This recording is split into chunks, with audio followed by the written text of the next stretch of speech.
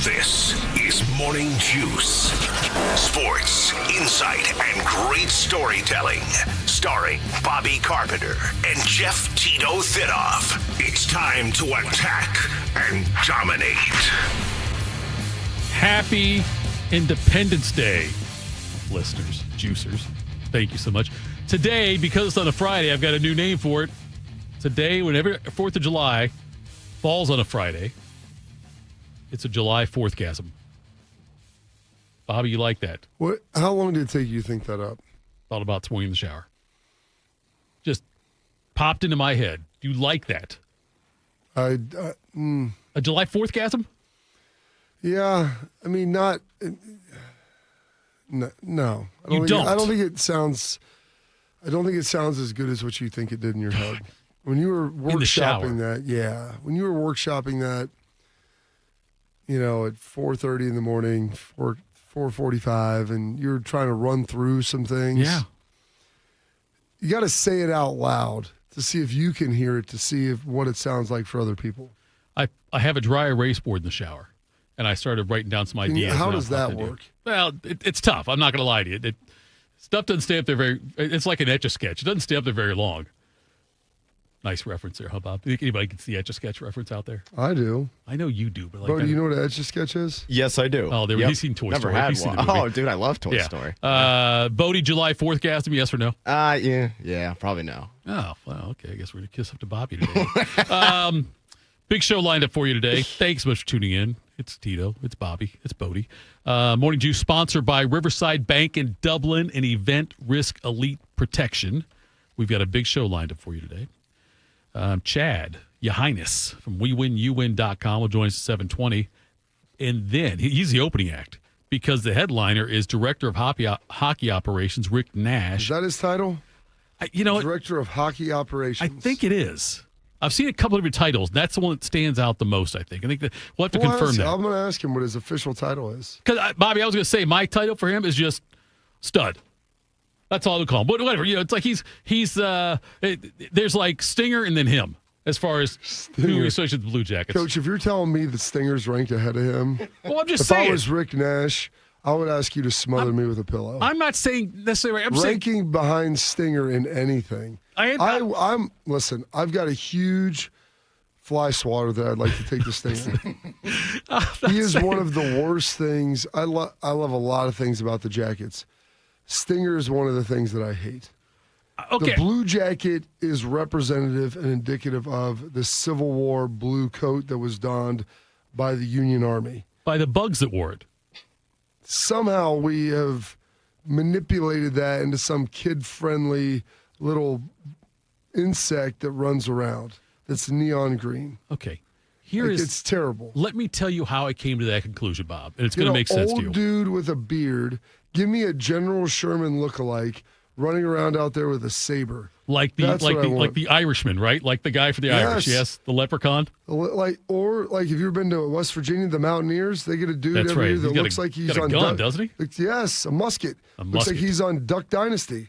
That is what I'm looking for here. Okay, not some overgrown neon bee that looks like he fell in like some sort of Marvel superhero comic that he fell into some radioactive ooze, and then grew supersized and also became neon green. Who's the most American person? If I say me. You, okay, you. Yeah, right? Say you're number one, right? Me. Let's say you're the most American. You know what though? You're still second to Uncle Sam. That represents America. Then it'd be Uncle Sam and then Uncle you. Sam was never real. Stinger's not real. That's what I'm trying. That's my point. I've watched him walk around. I know. I've never seen Uncle Sam walk around. I've seen pictures. Wait, see the parade today. I've seen those pictures where they point at him and he says, "We want you," and he's always pointing at you.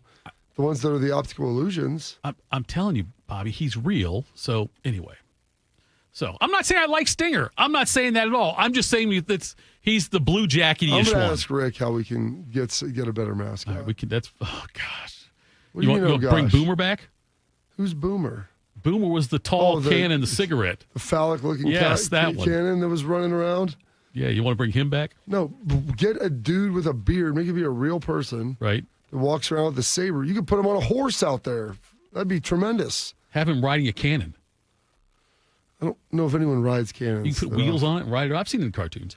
We are 27 days to the Pro Football Hall of Fame game, 50 days until the first 4 college football games, 57 till Ohio State, Texas, 62 till the start of the NFL season. The Cubs beat the Guardians yesterday 1-0. Guards host Detroit at 7:10. Reds are in Philadelphia for a 3-game set starting today at 1:05. A little afternoon baseball there. Am I right in assuming that this is a beefy today in history because of the date? Yeah, a lot of things happen today. There's a lot of births and deaths and all kinds of goodness here. By the way, I think Thomas Jefferson's on that list, isn't he? He is. TJ's on that list. See, I got smarts real good. Make us really smart though, Bobby. Time to get smarter. Morning Juice presents Today in History. Here's your professor, Bobby Carpenter. All right, Bobby, do it. Take it away, General. There you go. Thank you, Thidoff. You're welcome. I would love to. It is Friday, whatever name you created for this. July 4th. July 4th. Gasm. 185th day of the year, 180 remaining to go. This date's 1776. Let me think about The group this. of renegades. Yeah. Oh, mama. The jig is up. Not Styx. They're Oh. the greatest American band. Have you seen Big Daddy, Bodie? It's been a minute, but yes, I have seen it. Okay. As per Adam Sandler's character in Big Daddy, Styx is the greatest American band. They're up there. The Declaration of Independence is adopted by the Second Continental Congress at Independence Hall. That if I've talked about this a lot, they called them the Group of Five. You're going to ask me this question. And it's not the college football conferences that may be a little smaller. Conference USA, let's be fair. Who are the 5 writers? I want to hear you try to name the 5 writers of the Constitution. Thomas They're Jefferson. not the Declaration of Independence. Thomas Jefferson. TJ is acknowledged as the primary writer. So that is, I'll give you like a third of the question right now. Benny Franklin. That's number 2. Thomas Paine. Nope. T-Paine. They didn't have auto tuners back then. No, okay. Webster. I always guess Those are Webster. good. It's never right. It's good. He wrote the dictionary though. Rockefeller. No. I don't know. Rockefeller was much later. Probably so. But there could have been a Rockefeller. back There then. was so you got the 2 most famous. Bodie, you want to throw in a guess on this? Who did you already say, Tito? We So- talked about this just the other So I day. know. that's what I'm saying. Jefferson and Franklin. Okay, John Adams, Boom. There you go. Oh, Number that's a 2nd good president. one. That's the other easy one. The other Roger 2 Sherman, and I'm not going to get the 5th. But I remember Robert, those two. Robert Livingston. That's amazing. Okay. You got that. Sherman and Livingston. Oh, we talked about it like 3 days I know ago. we did, but the fact you retained it, though. Because Bodie, listen, you must learn something new every day. So I learned something new every day, too. Like today, I learned those are the 5 guys. There's the 5. Well, you learned that a couple days ago. I know, but today, I'm not here to talk about the past. Listen, if you were Joe Biden, you could learn something new every day. The same thing over and over again. It's pretty remarkable. All right. And then Ben Franklin had the famous quote, "We should all hang together or we will surely hang alone." Invented the plug. What type of plug? Oh, go, Bob. Go. Don't do this today. I don't know. I mean, you're over there talking about whatever you were saying at the beginning of the show. It's a July 4th, gasm. This date, 1802, the United States Military Academy opens at West Point. A lot of big things that we tend to do patriotically on the 4th of July. This date, 1803, 1 year after that, I think this was the 2nd largest land purchase in the United States of America, Louisiana? the Louisiana Purchase. Look out. You know how much it was purchased for? $5. It was $15 million. Was it? Who did we purchase it from? That would have been the Napoleons over there. The Napoleons, yes.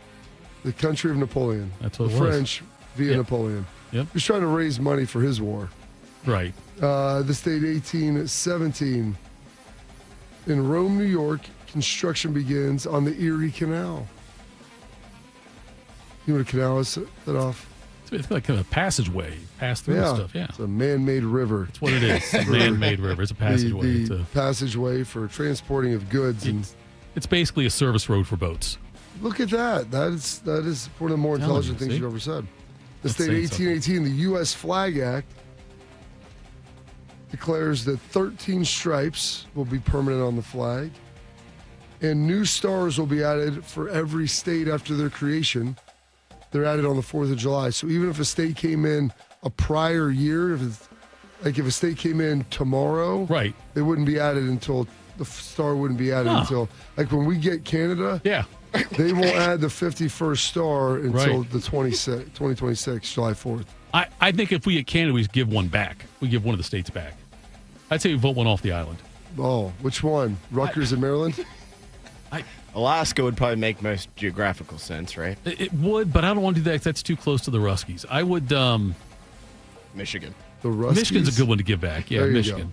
Go. At least the UP, if nothing else. Yeah. This date, 1845. Henry David Thoreau. Do you know what he was famous for, Thidoff? This will be a little American lit question. He invented the hammer, and that's why they named the event after him, the Hammer Thoreau. Hammer Thoreau. No, that's not the worst thing you've ever said. That was a fairly decent pun. Bodie, do you know what Henry David Thoreau is famous for? I do not. He's a poet, isn't he? He is a poet. Yeah. He was one of the famed transcendentalists following Ralph Waldo Emerson. He moved to Walden Pond to observe. He wrote Walden, the Walden Pond. He would go and observe ants and write about them. And he wanted to break the routine and pattern of life. And then at the end, he realized this famous line is, "I left the pond for as good a reason as I came." Because he realized even going there, he created his own habits and routines. Right. That he lived in the monotony that he did in the city. And so he loved, the Transcendentalists were all about nature. I'll have to listen but to that he moves book. to Walden Pond on this date and living in his cabin out there. This date, 1863, the siege of Vicksburg. Confederate Army surrenders to Grant after a 47-day siege, capturing the Mississippi. This was part of the Anaconda Plan, Thidoff. Okay. Where they wanted to cut the South vertically, separating the western part of it at the Mississippi. Vicksburg was the critical element of that. And then they're going to constrict and squeeze them down, hence the Anaconda. And in Vicksburg, they said there was not a cat or rat to be found at the end of that 47-day siege. Wow. They held on really long. They did not have anything coming in, Bodie, for 47 days. Sounds rough. There were no supplies that were going in there. So, yes, it was very rough. Were the Falcons smart enough to call their stadium Vicksburg when he played there or not? Because that'd be a clever name. It would have been a clever name. Vicksburg's not in Atlanta, though. That's fine. But I just thought that'd be a clever name, though. Clever it would have name been. For the It would have been. This day, on that same day, it was a rough day for the South. Lee retreats after Gettysburg, the 3-day battle, which we talked about concluding in Pickett's charge. He retreated from Gettysburg. That was the last time a Confederate army penetrated the northern border. So Gettysburg, obviously in Pennsylvania, Lee commanded the Army of Virginia. They retreated back south. We're learning a lot today, Thidoff. I'm not going to retain any of it, but it's good like in the moment. Like if we played Jeopardy right now, I'd feel good about things if they had this category come up. Or you could take me and Shark the Trivia with you. I've tried to do that. Bodie knows the first 30 presidents. We joked with him that he's got to learn them all, and he actually took it to heart. How many have there been? There's been 40. How many different ones? Well, we had two different. Two non-consecutive, so 47, so 45 unique presidents, if you will. I wonder how many I could name if I tried. If I sat down with at the computer and just have to say. Well, three of them you're going to get because they have the same name, so you'd get a double bonus. Could you name those three? I'd want to do the first names. What is the three that have the same Not name, same person, same last name. Roosevelt's got to be one of them. Teddy and FDR. Adams. John and John Q. And Bush. Oh, I'm wrong. Yeah, I wasn't even thinking about that. I'm wrong. There's 4. HW and W. This is Today in History by Tito. And the fourth one, from hailing from the state of Ohio. I don't know. You brought up yesterday that it was his grandson. Or great-grandson. I don't know who the hell I brought up. You mentioned it. It wasn't Harrison. But it was. It was Harrison? Yep. Don't die yourself, William Tito. Henry, the 9th president, and Benjamin Harrison, which you said, Bodie, was the 23rd. Michael Jordan. How could I forget that? Yes, that's right. That's Michael Jordan. That is how I do my numbers, by the way. It's the easiest way to remember anything. With the sports numbers, stuff like that. That's how I always do I remember AJ is born on January 6th. Right. And he also wore 47, and he's a huge insurrectionist, Donald Trump. Oh, there you go. Green means go ahead and shut up about it. There you go. All right. And then, and Archie was 45, also President Trump. This date, 1939, the Iron Horse.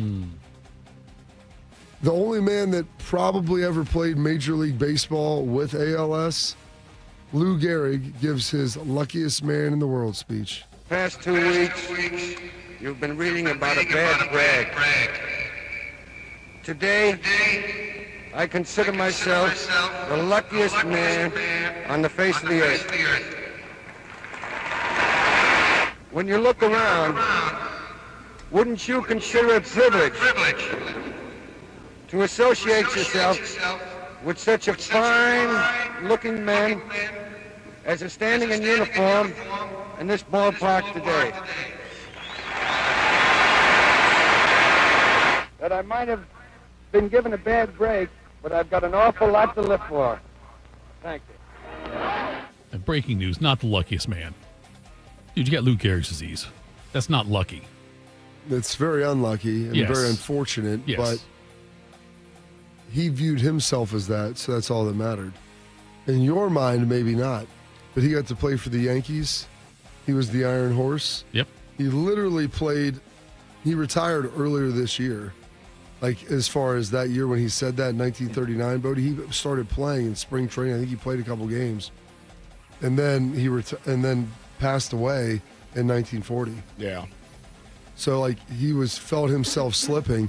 I said he actually played games in the major leagues with ALS, which is crazy to think about. This date, 1960, Mickey Mantle becomes the 19th man to hit 300 home runs. This date, 1964, the chart topper, #1 for the Beach Boys, I Get Around. None of the guys go steady, cause it wouldn't be right to leave your best girl home on a Saturday night. I get around, I get around. I mean, what a great song. Yeah. What a banger. This date, 1966, Summer in the City is released by Lovin' Spoonful. Come on and dance all night. Despite the heat, it'll be alright. And babe, don't you know it's a pity the days can't be like the nights in the summer, in the city, in the summer, in the city. Got some nice bangers coming out then. And then this date, 1980, Nolan Ryan is the 4th man. Didn't Kurt hit 3,000 strikeouts. Finds the runner at first, nobody out. The stretch and the 1-2 to Geronimo. He struck him out, and that's number 3,000 for Nolan Ryan. The 3rd strikeout tonight. And Ryan has joined Walter Johnson, Gaylord Perry, and Bob Gibson in the 3,000 career strikeout mark. Coincidentally, Geronimo was Bob Gibson's 3,000th strikeout. That's amazing. So is he saying he got the same guy? You got this. Cesar Geronimo, the center fielder for the Reds, was the same. It was the 3,000th victim for Gibson and for Nolan Ryan. I thought that was the Indian chief. You would think so. No relation. I don't. Well, maybe relation. I don't know. I believe Geronimo was also the word that the Navy SEALs used when they killed Bin Laden as confirmation. I'm not mistaken. You were correct in saying that, I believe, Bodie. Do you think he's related to Chief Nakahoma? I don't know if the Nakahoma family. I'm not sure their roots on that one. I'll do some research on that one in the break. Get the 23andMe fit off. Let's build that together as we move forward. And then Clayton Kershaw just got 3,000. Yeah, he just got it. Yep.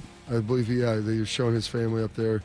Clayton Kershaw also Cesar Geronimo, the victim. Yes, he is on the Mount Rushmore of his high school, Highland Park.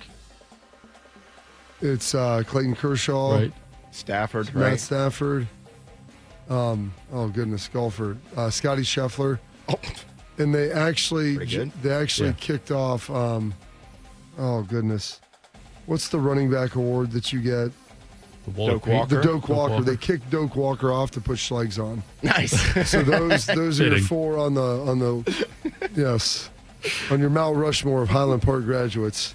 I got Schlegels looking the wrong way in that group. Slide over Doak Walker, Anthony Schlegels here. This date, 1982, Jimmy Connors defeats McEnroe in 4th at the 96th Wimbledon. And then this date, 1992, Baby Got Back hits #1 for Sir Mix-a-Lot. Oh my God, Becky, look at her butt. I like big butts and I cannot lie. You other brothers can't deny that when a girl walks in with an itty bitty waist and a round thing in your face, you get sprung. Did you cut it like that, Bodie? Yeah. That's a good job out of you. Well done. Posse on Broadway's a better song by Sir Mix-a-Lot. What is? My Posse's on Broadway. Posse on Broadway. I don't know if I've ever heard that. It's a deep cut, but yeah. I like it. Deep tracks only. Sir Mix-a-Lot. I didn't realize that you were that big into his catalog. Oh. He's the J.R. Ewing of Seattle is what he says in that one, too. Is it really? Yeah. Do you know who J.R. Ewing is? No, I do not. So there was a TV show called Dallas. Okay. In the 80s. It was a soap opera on at night, basically, and J.R. Ewing. Basically, Jerry Jones has become J.R. Ewing. Nice. Wow. Okay. That's what life I imitates art. can understand that reference. He was like a big oil, and it was the Dallas skyline is iconic because they would always open up showing it, and it was like about oil and everything else. It was essentially like Real Housewives of Dallas, but with dudes and characters. Would you agree with that? Yes, and I still watch episodes sometimes. I mean, I never saw any of them live, and then JR died allegedly. No, he got shot. He got shot. Who shot JR? That was JR? the cliffhanger. I've heard that. Yeah, it was a I've huge heard that thing. That was reference. that was the cliffhanger. One of Kristen the seasons. shot him, by the way. Breaking news on that one. Too. There you go. Sue Ellen's, Don't spoil that for sister, the I folks. think. Born in this state in 1930. One of the big Buckeye fans and supporters you'll ever find. He supported the Pinstripes as well, but his wife was in the OSU marching band. To Biddle, if you will, Mr. George Steinbrenner. I'm really excited tonight. I want you all to be the first to know at 11:15 tonight, I bought the Cincinnati Reds. Anyway, it's great to be here. You know, this show traditionally has two kinds of hosts. Entertainers, you know, actors and comedians, and then beloved figures from other walks of life. By no reasonable definition of the word can I be considered an entertainer. No way. I'm just not an entertainer, so the way I see it, if I'm not an entertainer, I must fall into that other category. Beloved Americans from another walk of life. That's good. That was SNL? Yeah. Can't imagine too many sports owners going on SNL nowadays. You know, or there's one that you know would like to host. I can think of one, yeah. That's probably He's got a pretty big ego. That's one that he's probably been lobbying for years. The fact that Steinbrenner's hosted and he hasn't. I think the Cuban host SNL? I don't think Cuban ever did. The Cubes? I could be wrong, but I don't think he ever did. I'm going to have to look that up. He's the only other guy that I can imagine hosting as an owner. Marge Schott did one time. Come on. No, I'm just kidding. No. I was going to say. No. He bought the Reds. That's right. From Marge Schott. From Marge Schott, yeah. Bill Withers, born on this date, 1938, the famed singer. I just might have a problem that you'll understand. We all need somebody to lean on. Also sang "Ain't No Sunshine." That's a good when song. She's gone. Oh, that's a good one. He was good. His catalog is very solid. Floyd Little, the 5-time Pro Bowler with the Broncos, born on this date, 1942. Syracuse too, I think. I think he's part of Syracuse, right? Oh, yeah, he was part of the Syracuse Brown, running back. So they were cranking. Ernie Davis, yep. Geraldo Rivera turning 82, the Cleveland resident. I didn't realize he still lives up in Cleveland. Oh, I didn't know that, huh? Yeah, still lives up there. Horace Grant and Harvey Grant, the brothers, turning 60 years old today. Twins. Oh, you did find something from him here. Amazing. Former Notre Dame defensive coordinator Al Golden turning 56. People ask me all the time, in this age of transactional sports, what it was like to coach at Notre Dame. And I'll say this, it was the greatest 1,000 days of my career to be associated and to wake up and coach those young men every day. Because there is a place in northern Indiana where young men go that still think it's important to be great in the community. They still think it's important to be awesome in the classroom. They still think it's important and vital to have a spiritual component in your life. And it's all fostered by a head coach that provides a culture. And I was just blessed to be a part of that for just a brief moment. There's Barker. As long as 49. Aller hit as he throws. And it is intercepted. You're amazing. Christian Gray picks it off. Oh, you're amazing. Well done out of you. Was Christian Gray, if I'm not mistaken, the the unfortunate fellow who was tasked with guarding JJ? Yeah, that was him. You know what? I'll forgive him for all the other plays he made to get us that far. He made that, but that's the irony of sports. Back-to-back weeks, you get the biggest play in each game. One cuts your way, the other cuts the other. Yep. Al Golden, was he 3 seasons? Notre Dame? 3 seasons. Yeah. There we go. Todd Marinovich turning 56 years young as well. God, he's an amazing story. Tragic, but amazing. Do you know who Todd Marinovich is? Not off. Is that the old USC? Yeah. Yeah. Look at you. I don't know how I just clicked somewhere along the way. His dad but trained him his whole life to be a quarterback. That did not work out. Robo QB, yeah. And then he went crazy and became a drug addict.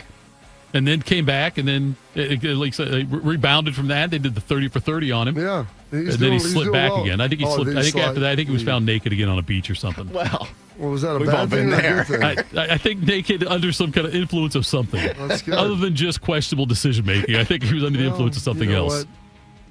We've all been naked on a beach at some point or another. To go with the bad. I thought this was the nude beach. Yeah. This is not the nude heroin beach. Oh, that's missed my exit again.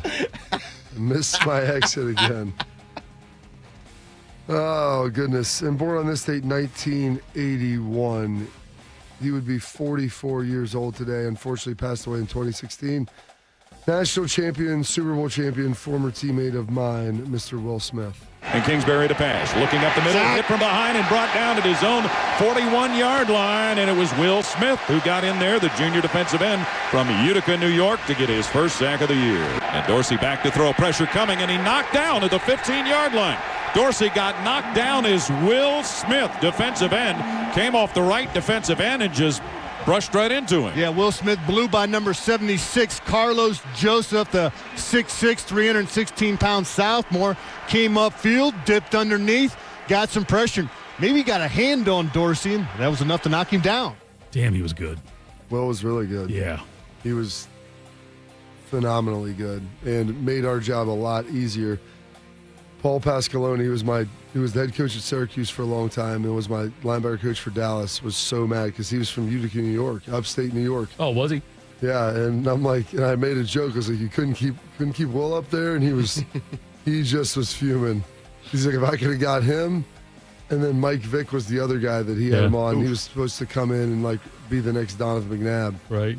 And he's like, if I would have got those two guys, I'd still be coaching there.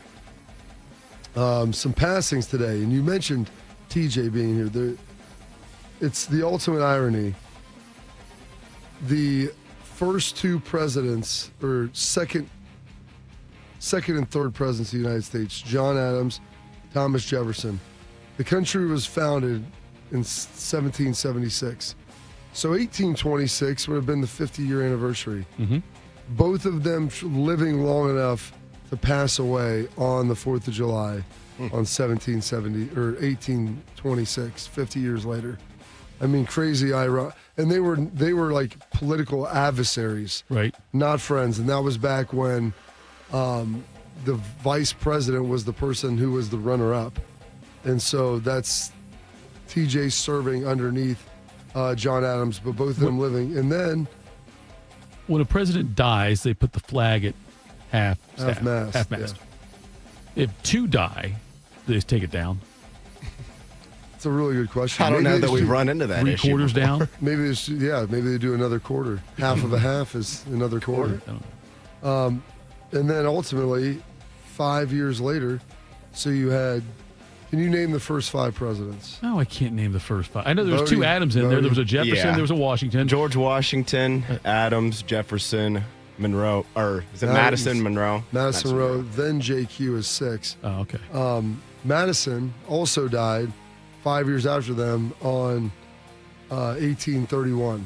That was back when we had real presidents who were patriots. They did that, to die on You know, Independence Day. I bet some of them died like 2 days early. They waited to announce it. That's what it was. After the 5th, we had 3 of the first 5 die on the 4th of July. Right. And after that, none of them have been man enough to go down on Independence Day. See, now the next president after that should probably have said, from now on, we will not have a July 4th on the calendar. It'll be the 3rd and the 5th. Like the 13th floor kind of thing in hotels. Floor. This day, 2009, also passing away, Steve Air McNair. And then 2005. Had you ever heard much of this guy before, Bodie? I have not, but this was pretty good. Yeah. He's for like being a coach that won the 4th Super Bowl that off. 24-7 over the Vikings. I think it was 23, but yep. Ah! I looked at it yesterday in my defense. He champions himself on sports stuff. Yeah, I missed that. How do you know? My point. Oh, you have the list, so that's how you know. I was like, the fact that you pulled that out. I knew it was Super Bowl 4. I said, it was against the Vikings with Hank Stram, passing away in 2005. Come on, Lenny. Pump it in there, baby.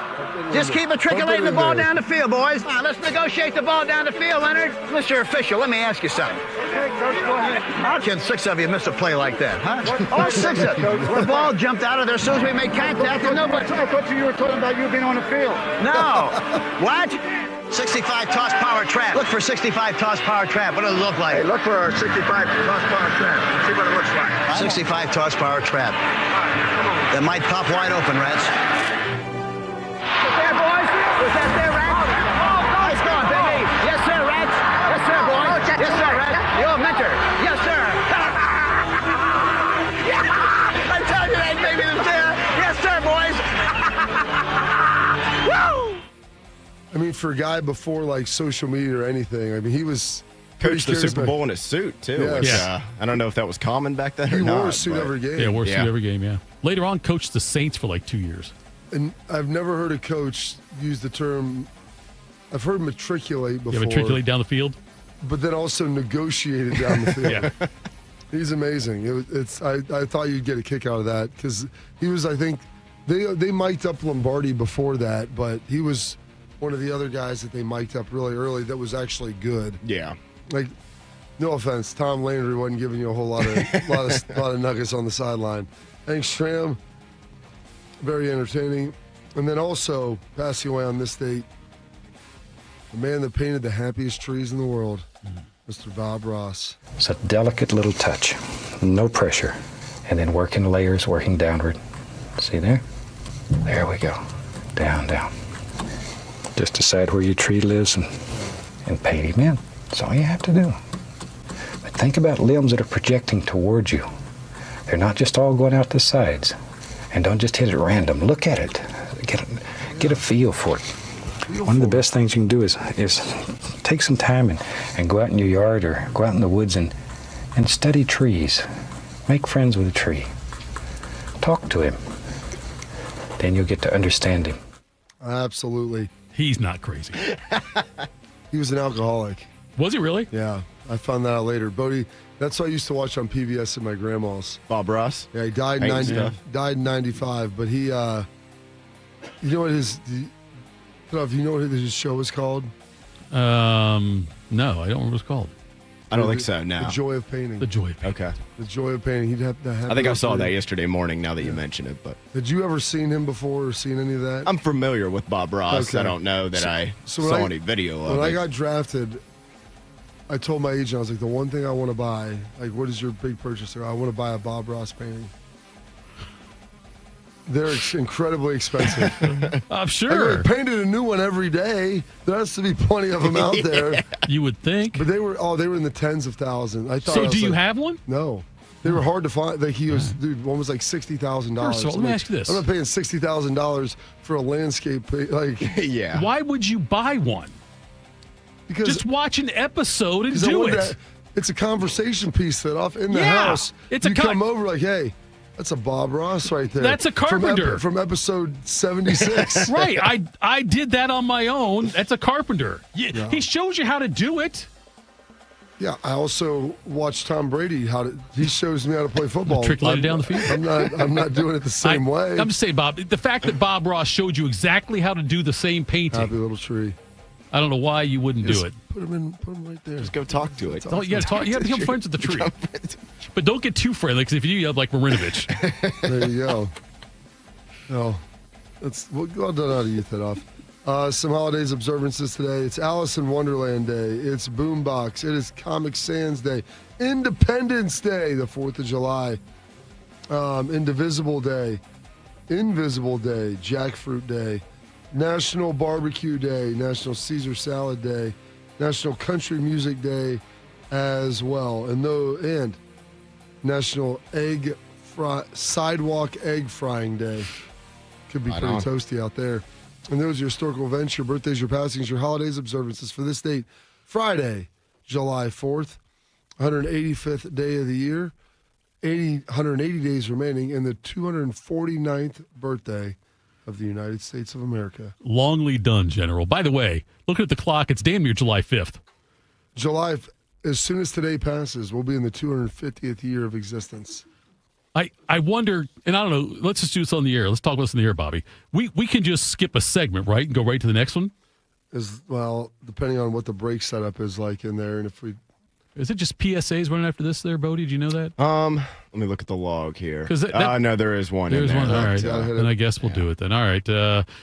I teased it yesterday. We never got to it. I'll tease it again today. We probably won't get to it either. But another signal traditions are dead. That's next. Morning Juice. Delaware County Veterans Services, here for those who served. Located on the ground floor of the historic courthouse in downtown Delaware, our team of veteran county veteran service officers is ready to help you access VA benefits, emergency financial assistance, dental and medical grants, transportation, and more. Need a ride to a VA appointment? Facing a financial emergency? Are you or your spouse simply looking for answers? Then give Delaware County Veterans Services a call. 740-833-2010 to schedule an appointment. Delaware County Veterans Services. Teachers are dynamic leaders, shaping a new generation. They bring a variety of perspectives from diverse backgrounds, innovating how they teach to prepare students for our fast-changing world. Achieving this takes skill and expertise.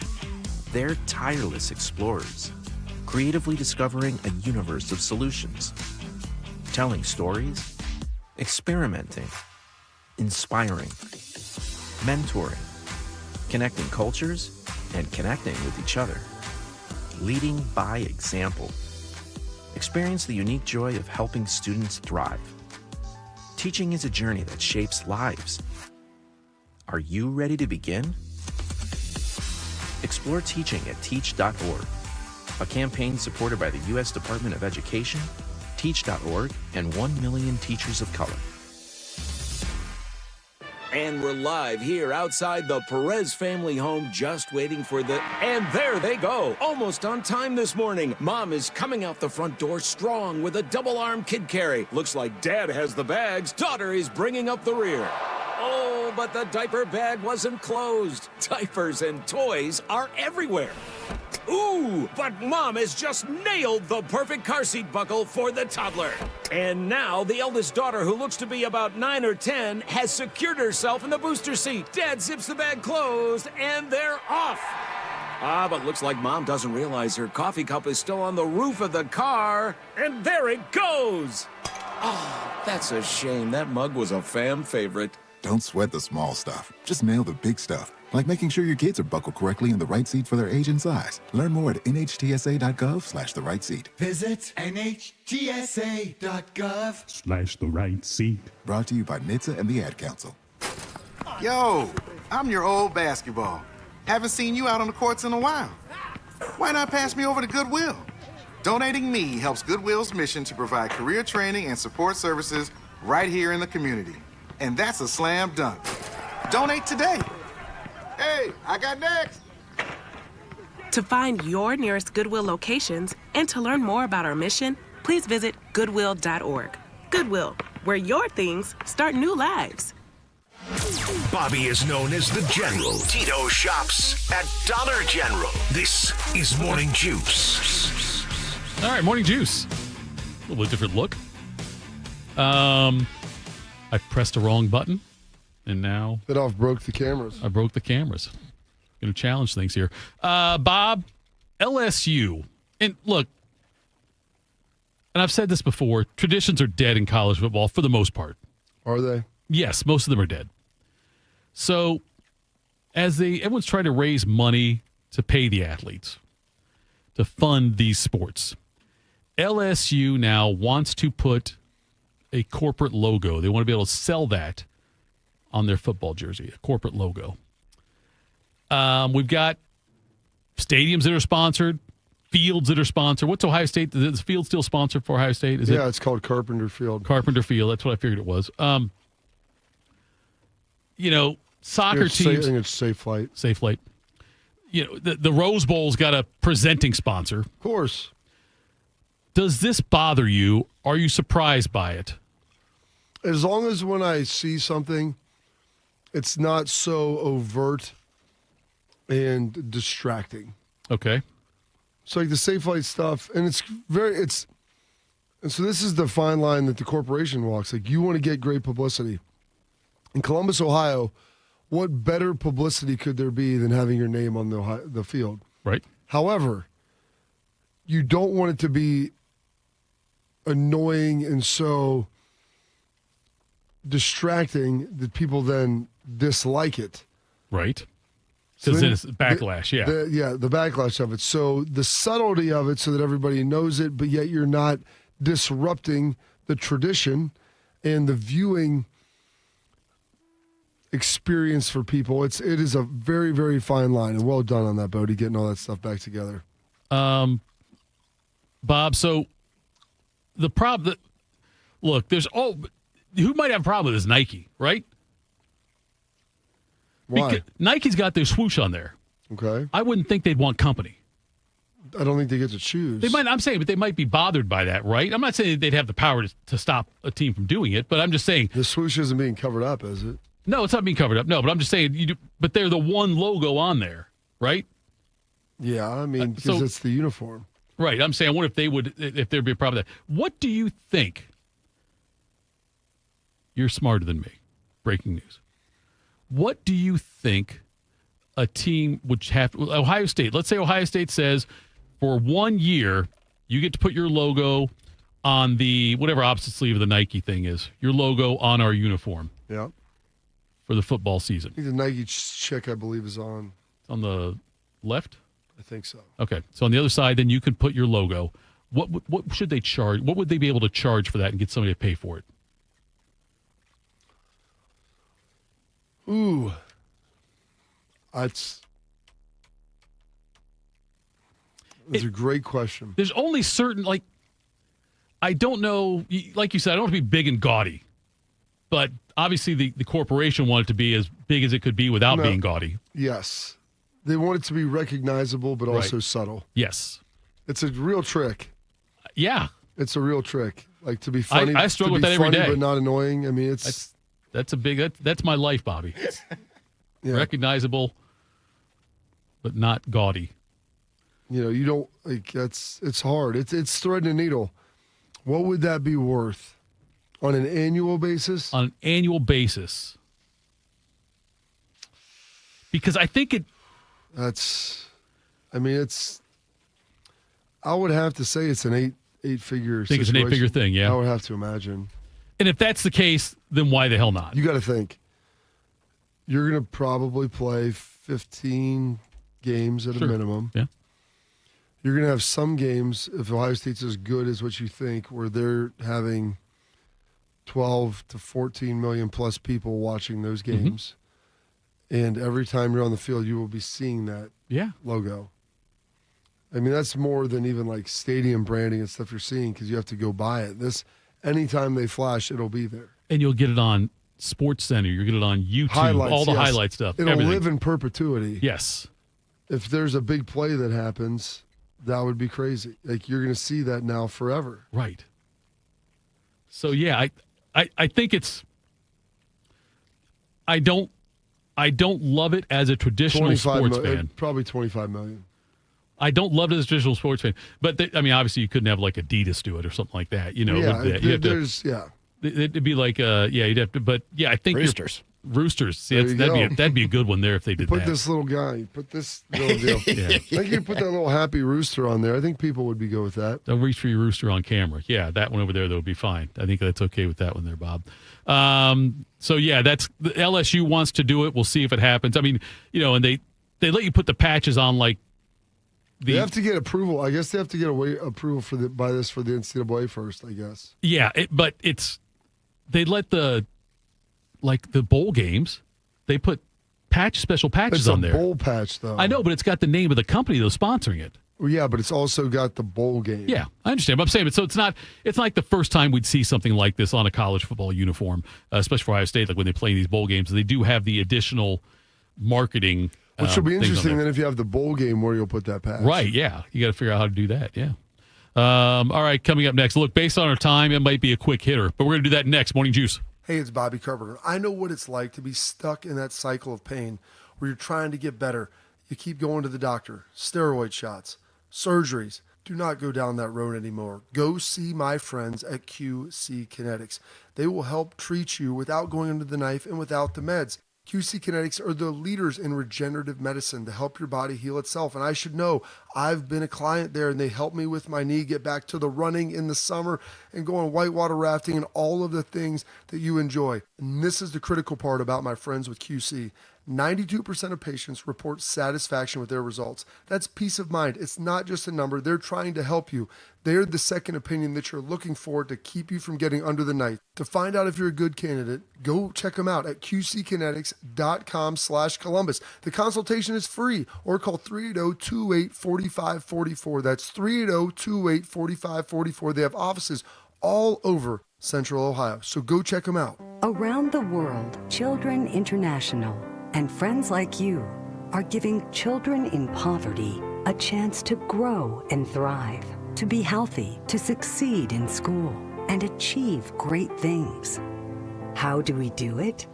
In the best way possible, by helping ensure access to healthcare, nutrition, and educational opportunities. And most importantly, by empowering youths and their families to get out of poverty and into employment through life skills, computer, and job training. The very tools they need to break the cycle of poverty and build futures full of promise. Because every child deserves a chance to realize their full and best potential. Learn more about how Children International is empowering children and families by going to children.org today. That's children.org. I thought mixing bleach with my floor cleaner would take the stain out. When my youngest ate the dog's medicine, that was a new one. I was trying to protect my garden, but I accidentally sprayed myself with pesticide. So I called 1-800-222-1222, the poison helpline. A poison expert helped me figure out what to do next. I was connected to someone who spoke Spanish. They answered my questions. It was free. It was confidential. It was real help in real time. Keep the poison experts in your pocket. 1-800-222-1222. Diane from Michigan, a disabled senior citizen trying to get by. Henry from Florida, a veteran fighting to make ends meet. Elena from Arizona, a mother struggling to feed her daughter. Hi, I'm Connie Britton, and I support Feeding America because they help provide over 6 billion meals to people in need each year, like Diane, Henry, and Elena. Learn more at feedingamerica.org. Feeding America, 200 food banks strong. Attack and dominate. You're locked into Morning Juice. Sponsored by Riverside Bank of Dublin. Here's Bobby and Tito. Do you need a bank that truly values local businesses in this town and the opportunity to work alongside them as partners? Who doesn't want that? Whether you're a small business or a large operation, Riverside Bank of Dublin has the right tools for the job. Riverside Bank of Dublin has the experience of working here in Central Ohio. They understand the business climate in our area and will help you reach your goals. Whether you need an SBA loan to get your business off the ground, a credit line to keep your business running smoothly, or an equipment financing package to get your business up to scale, Riverside Bank will tailor the solution to fit your needs.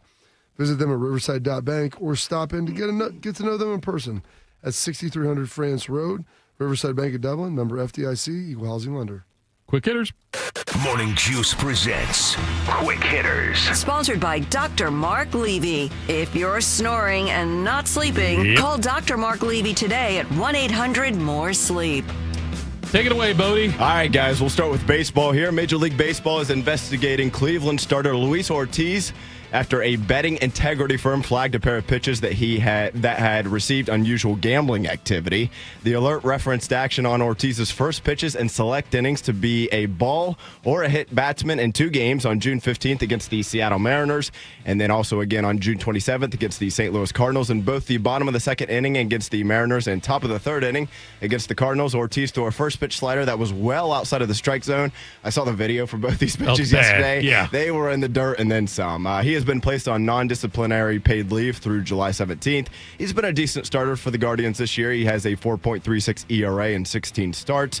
So to recap here, the Guardians, they are 8-19 in their last 27 games. They've lost 7 games in a row. One of their starters is now under MLB investigation, and their next 6 games are against the best 2 teams in the American League. Carp, to borrow a quote from Clark Griswold, worse. How can things possibly get any worse? We're at the threshold of hell.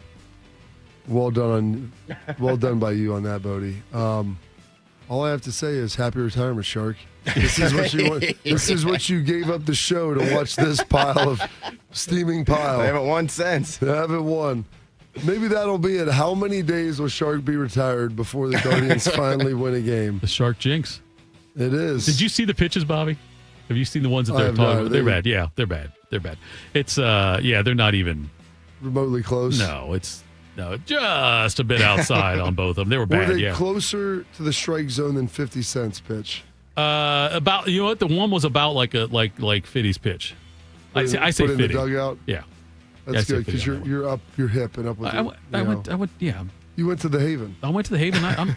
I can do that. Yes. So anyway, they were bad. This is bad for the guards. Bad for just look. These prop bets. You're going to see stuff like this happen in the NBA. There's some questions about things there too. It's just and the guy got banned for life. I don't understand. Like this is just not worth the risk. No, not at all. I wouldn't think so. Nope, not at all. I don't know. Apparently, it is for some guys. Yeah. We'll switch to college football recruiting here. Ohio State's top 5 2000. That was me. That was all me. Right. I apologize. That was me. Ohio State's top 5 2026 recruiting class added another piece yesterday afternoon. Quarterback Luke Fahey from Mission Viejo, California, announced his pledge to Ohio State. He chose the Buckeyes over Stanford, Oklahoma State, and Indiana. Google me. On the 24/7 Sports Composite, he ranks as a 4-star recruit, the number 24 quarterback in the class, number 356 overall, regardless of position. He committed to Ohio State just less than 2 weeks after he received an offer from the Buckeyes back on June 20th.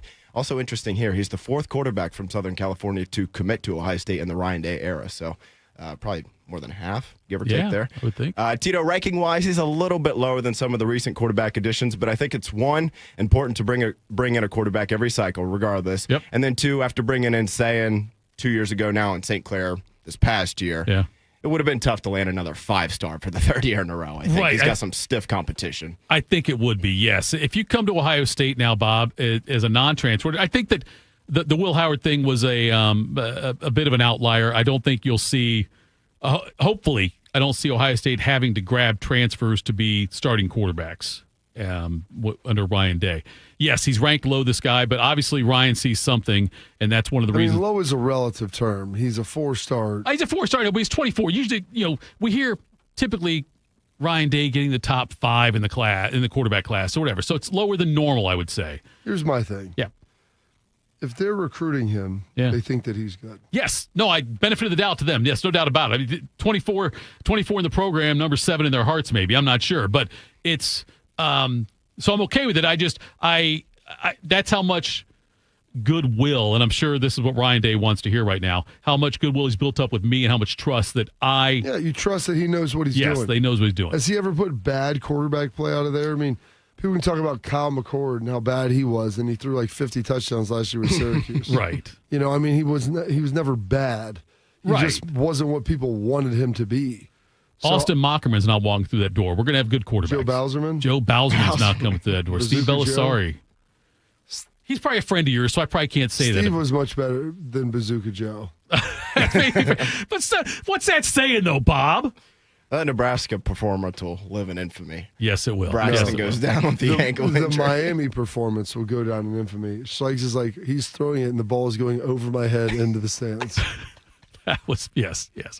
So I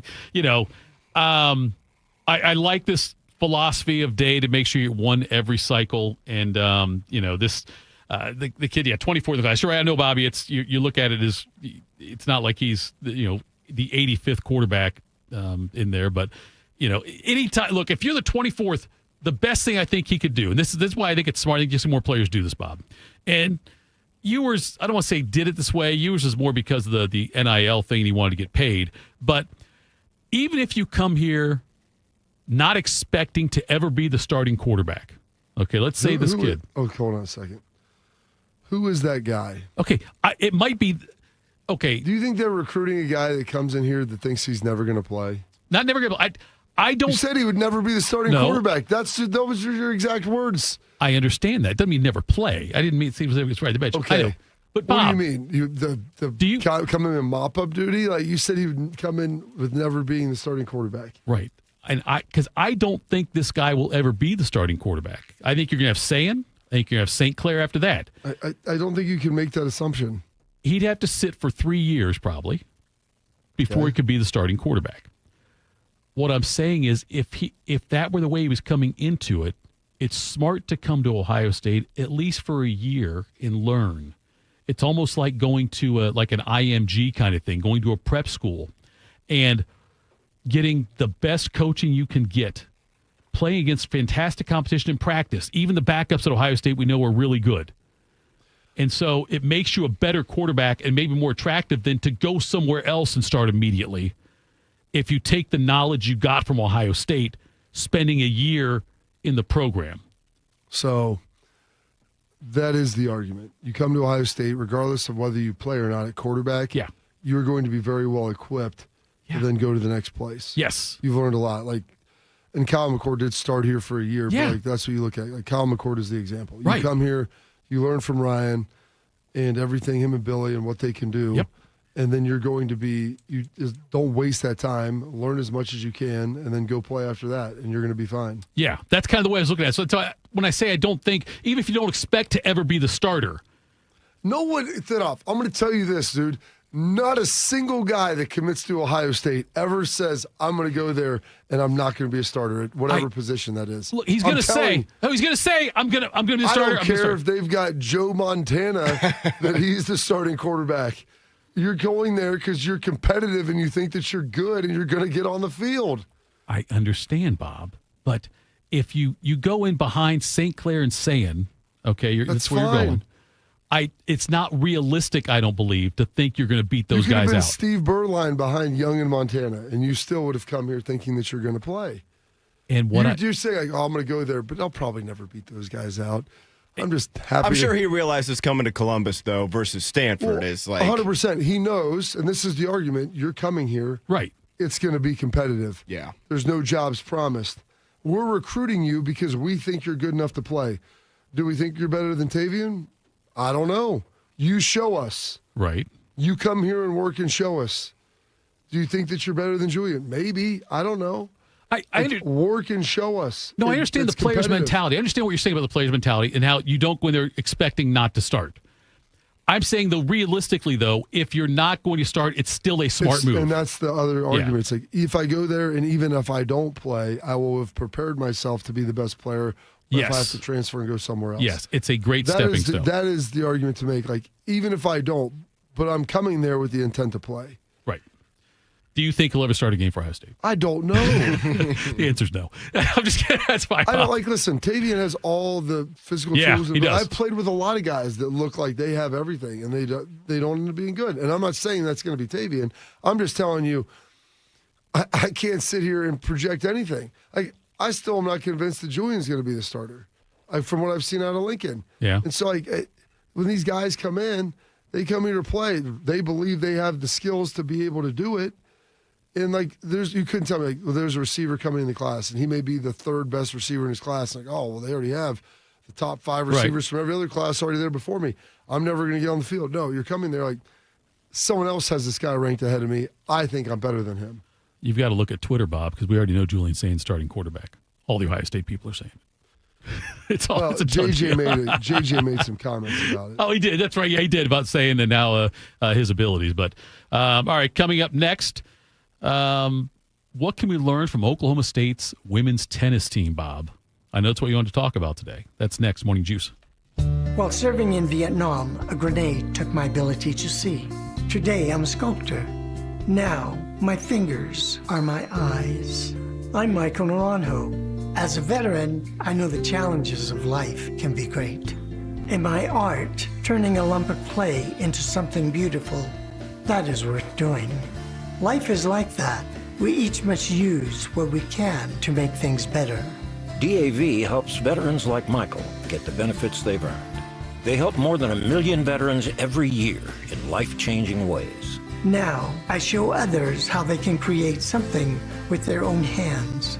I know it can do a lot of good. With support from DAV, more veterans can shape their lives into a thing of beauty. My victory is bringing beauty into the world. Michael Naranjo, may your victories inspire many more. Support more victories for veterans. Go to DAV.org. We are the keepers of the wild, America's original and most invested conservationists. For more than 80 years, we've been committed to conserving wildlife and the natural landscapes that define our nation. From rugged alpine ridgelines to peaceful tall grass prairies, we've supported the conservation of more than 36 million acres of American wildlands. Our funding has led to cleaner water, fresher air, and improved wildlife habitat.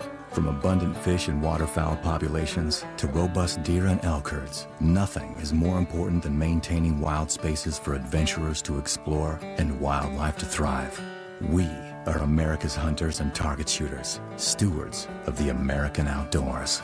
America's hunters and target shooters, along with firearm, ammunition, and archery manufacturers, have invested more than $46 billion to help state fish and wildlife agencies manage and protect wildlife and wildlands across America. For more information, visit outdoorstewards.org. If only life had a remote control, you could pause or rewind. Well, life doesn't always give you time to change the outcome, but prediabetes does. Take the 1-minute risk test today at doihaveprediabetes.org. Brought to you by the Ad Council and its Prediabetes Awareness Partners. My name is DeMar Hamlin. I play for the Buffalo Bills, and I play safety. CPR saved my life. I've teamed up with the American Heart Association as a national ambassador to help create a nation of lifesavers, turning bystanders into lifesavers through CPR education and access to AEDs.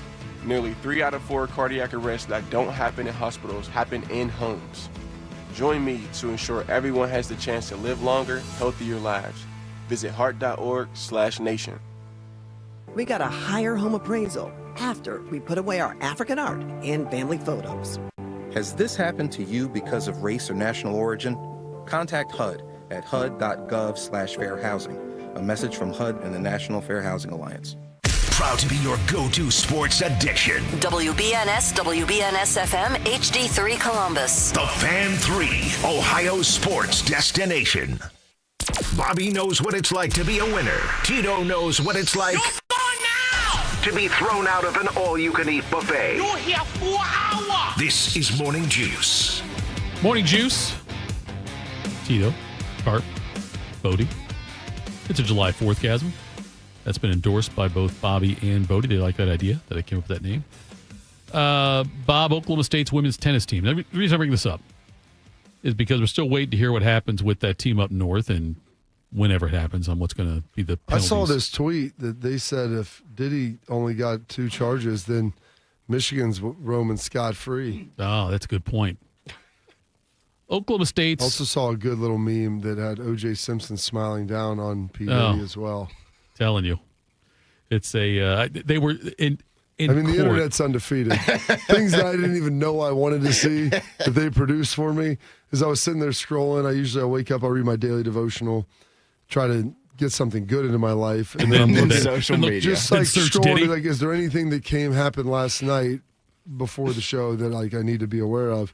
And I mean, it curates, my timeline is curated to things that I've liked and watched, and those are the things that are popping up there. The smiling face of O.J. Simpson looking down on P. Diddy was so amazing. Diddy could still get 20 years. He could. But when they announced what was going on in the courtroom there, from what I read, a lot of people in the courtroom started cheering and were chanting Dream Team. Dream Team? What does that mean? Well, remember OJ's Dream Team got him off? Yeah. And then they're saying that P. Diddy's lawyers were like a Dream Team also for being able to do what they did so far. And then Diddy went out and promptly killed an ex-girlfriend and a waiter. Won't stop. He figured I'm going to press him. Who are you, Norm Macdonald over here? You know, it's amazing that the one guy that said he would give his life he'd take a bullet for actually ends up murdering you. Yeah, that's tough luck. Oklahoma State, what a way to transition. Their director of tennis and women's head tennis coach, Chris Young, improperly contacted transfers and told a player not to cooperate with investigators when they were investigating the program. So he was contacting women's tennis potential transfers when he wasn't supposed to. So, some of the penalties. The NCAA is getting down to business. Buddy. Yes, they are. I was going to say. Solving the problems that everybody's looking for out here. They're on probation, 3 years probation for the recruiting violations. They were fined $35,000 plus 1% of the women's tennis program budget, which I don't know what that could possibly be. So that's what I find interesting now is that the fines. Yeah. The staggered that kind of thing. Yes. Like it's a new era in college football or college athletics where it's not just the scholarship reductions, the fines are what is really interesting with this. A reduction by 18% of the average number of official visits. So that's also big where now you can't get people on to recruit. They looked at what they did basically on the previous 4 years, how many visits they had. Yeah. So they're reducing 18% based on that number. Also, prohibited unofficial visits for 10 weeks during the spring of the season, the year just ended 2025. The spring of 2025. Yes. So they also they cannot communicate with recruits for a total of 3 weeks. They weren't able to during the 2024-25 academic year. They cannot. There's an initial 7-week period during the 25-26 academic year. They cannot contact recruits. They cannot do off-campus recruiting for 10 weeks in this previous academic year. They also had a 4-year show cause penalty for the coach. He cannot communicate with prospective transfers in December for each year when that goes on. He cannot personally talk to any transfers. That's tough as being a head coach. He's already been suspended for 10 contests. Games? I know, the matches, it says contests in this. And he's going to be suspended for 2 more during the 25-26 season. Because that seems like it's a pretty good punishment, pretty beefy punishment there, Bob, to use your word. I would say, yeah, there's some girth to it. And so I wonder if that tells us anything about what's going to happen with Michigan when it ever happens. You know what I mean? How many people do you think actually care about this, though?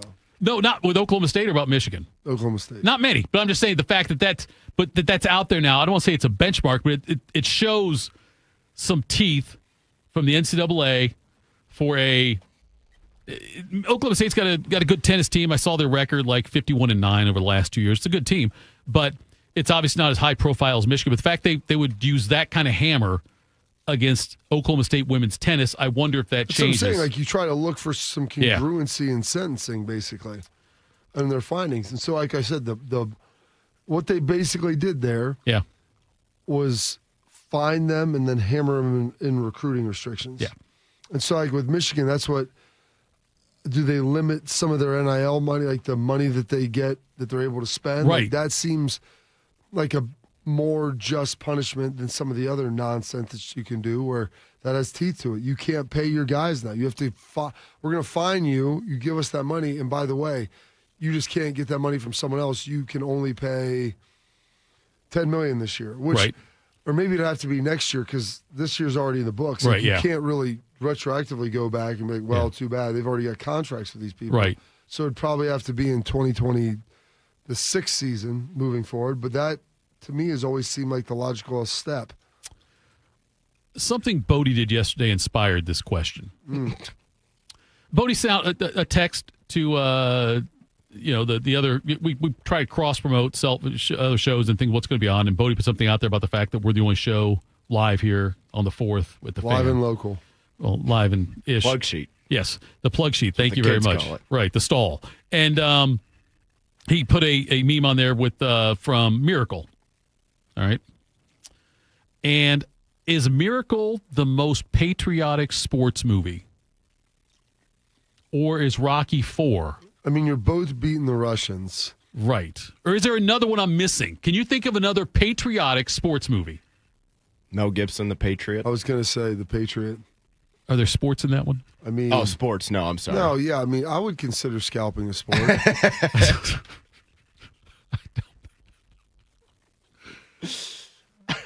You probably have never seen The Patriot. Of course I haven't. No, I thought it was a documentary about one of their seasons. I'd probably watch it, but if it's about like A Football Life, yeah, Bill something like Belichick, that. The Patriot.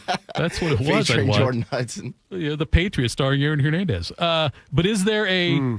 Yeah, is there? I can't think of another patriotic sports movie. Can you think of one? A patriotic sports movie, and I don't. I've never seen them. D2. I would say, was there a Mighty Ducks Russian movie? No, when they win the international deal. Okay.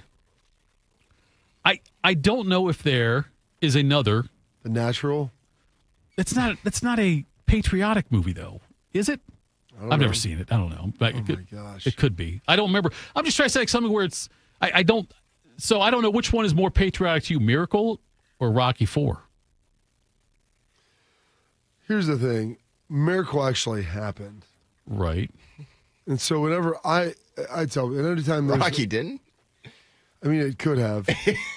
Romo is convinced that helped defeat communism. There are a few people on this earth that love Tony Romo more than I do, so what happened? I'll agree with that statement. What happened first? Tear down the wall or the Rocky IV? Rocky IV, I think. Was that first? Because that was like in 85, 86, wasn't it? Yeah, and I think Reagan's Mr. Gorbachev tell on that wall was 87, 88. It was like right at the end. Rocky IV was 85. 85, okay. And when did Reagan tear down that wall? I think it was after that. You think it probably is, because you got to figure 84, 85, and we're still at the height of the. There's still a lot of it was like 87. It was like right at the end of his tenure. That would be June 12th, 1987. I think I actually talked about it here about a month ago. You may have. Again, I don't remember, Bob. I didn't retain that. But so Rocky, I guess, could have played a big role. It did not play a role. Right. No, it did not play a role. There's two guys in here killing each other, but I guess that's better than 20 million. So I don't Seen know. a lot of changing. The way you felt about me and the way I felt about you. That's what he says. I know it is. Yeah, it's great. I've seen it. I saw it in the theater. Rocky IV. Classic. Top Gun? That's not a sports movie, though. I don't know. I'd like to think flying sports jets is a sport. Michael in the chat said David Hasselhoff actually tore down the wall. He was part of it. I understand. Yes, you're right. The Hoff, he was. You're right. You're right. So Baywatch also played a role in that. But yeah, I was racking my brain to think of another patriotic sports movie. I wasn't going to look it up. I was going to Google it. I mean, I know that I think they make a Baywatch movie? They made a Baywatch movie. I think that Hasselhoff literally was tearing down the wall. I can't remember who was in the Bay. I never watched the Baywatch movie. I never saw an episode of Baywatch either. Was it a show? Because there was a movie. Okay, you remember the movie? There was a show for a long time. Oh, yeah, they had Rock, a show. Zac They had a Efron. show back in the early 90s. Okay. Oh, that was what made Pam Anderson star. Yeah. Okay. The Hoff was like him and Pam were the two big stars there. Have you guys seen Seabiscuit? Yeah. I have not. Is there any kind of patriotic tone to that? Because somebody in the chat said that. Yeah. Hidalgo. Oh, that's one. What's Hidalgo? Have you ever seen Hidalgo? Out on that one as well. Oh, gosh. It's Viggo Mortensen. He, the painted pony. He goes, it's a long-distance horse ride, like through the Arabian desert. Right. And he has one of the Mustangs that's like the painted horse, smaller, not, it wasn't a pristine lineage.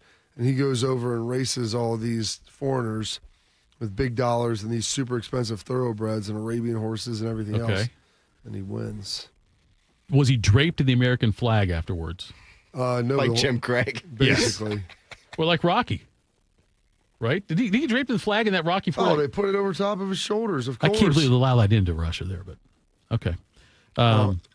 It's a really good question. We got any stuff coming out of the chat? The Seabiscuit one came out there. Somebody said something, there's a cannonball. I don't know if there's a cannonball run on that, which would be great because really there was some international participants in Cannonball Run. Jackie Chan was in the first Cannonball Run. And I'm trying to think of what other. Jamie Farr played a sheik. He was in that one as well. So there was some international flair to it. James Bond was in it, Roger Moore. He was in that also. So there were some international competitions. But I don't know of any other ones, but I got to believe Miracle. Space Jam? That's more. One with Jordan or LeBron? That's universally. That's terrible. That's more galactic than I think it is. Because I don't remember. There were no foreign players in there, to my knowledge. They didn't put Luka Doncic in there. Luka wasn't playing for that team. I don't think he was. Michael Jordan didn't get Tony Kukoc. He got Barkley and Bird. Arvydas Sabonis may have been in that movie, He was though. not in that movie, though? They did not get Sabonis in there. Yeah, so not many. Or Vlade Divac. Not many patriotic sports movies, though. We can agree on that one, but I would say yes. I'd take Miracle over Rocky IV. And like you said, Cinderella Man is a very patriotic movie. Have you seen Cinderella Man, Bodie? I have not. Did you finish Gladiator? I did. Yes, I did. How good? Oh, man. I can't believe. When did that come out? Was it 2000? 99. Okay. I was in high school. I'm pretty disappointed that I took this long to do it. It's one of the best movies I've ever seen. What a movie. What a movie. I mean, when he shanks him with that little poison deal, I'm like, you've got to be kidding me. Yeah. Dude. Do you think I'm afraid of you? I think you've been afraid your whole life. Have you seen Johnny That Dangerous? smiles at a man. All I can do is smile back. I enjoyed Johnny Dangerous. Tell me, did your friend smile at his own death? I don't know. You must know. It was your father. I mean, it's like the ultimate drop. Like, you smothered him to death, you horrible person. How hateable is he? He's got to be one of like the worst villains in any movie, I think. Just so hateable. Like I hated from Joaquin. the instant of the first scene you see him, you just like cannot stand him. He is such like a little conniving weasel in that movie. I hated Joaquin Phoenix for a long time. I'm like, you were such a good actor to believe I needed to hate you. Yeah. Oh, I'm glad you watched it. Cinderella Man, speaking of Russell Crowe movies, also very patriotic.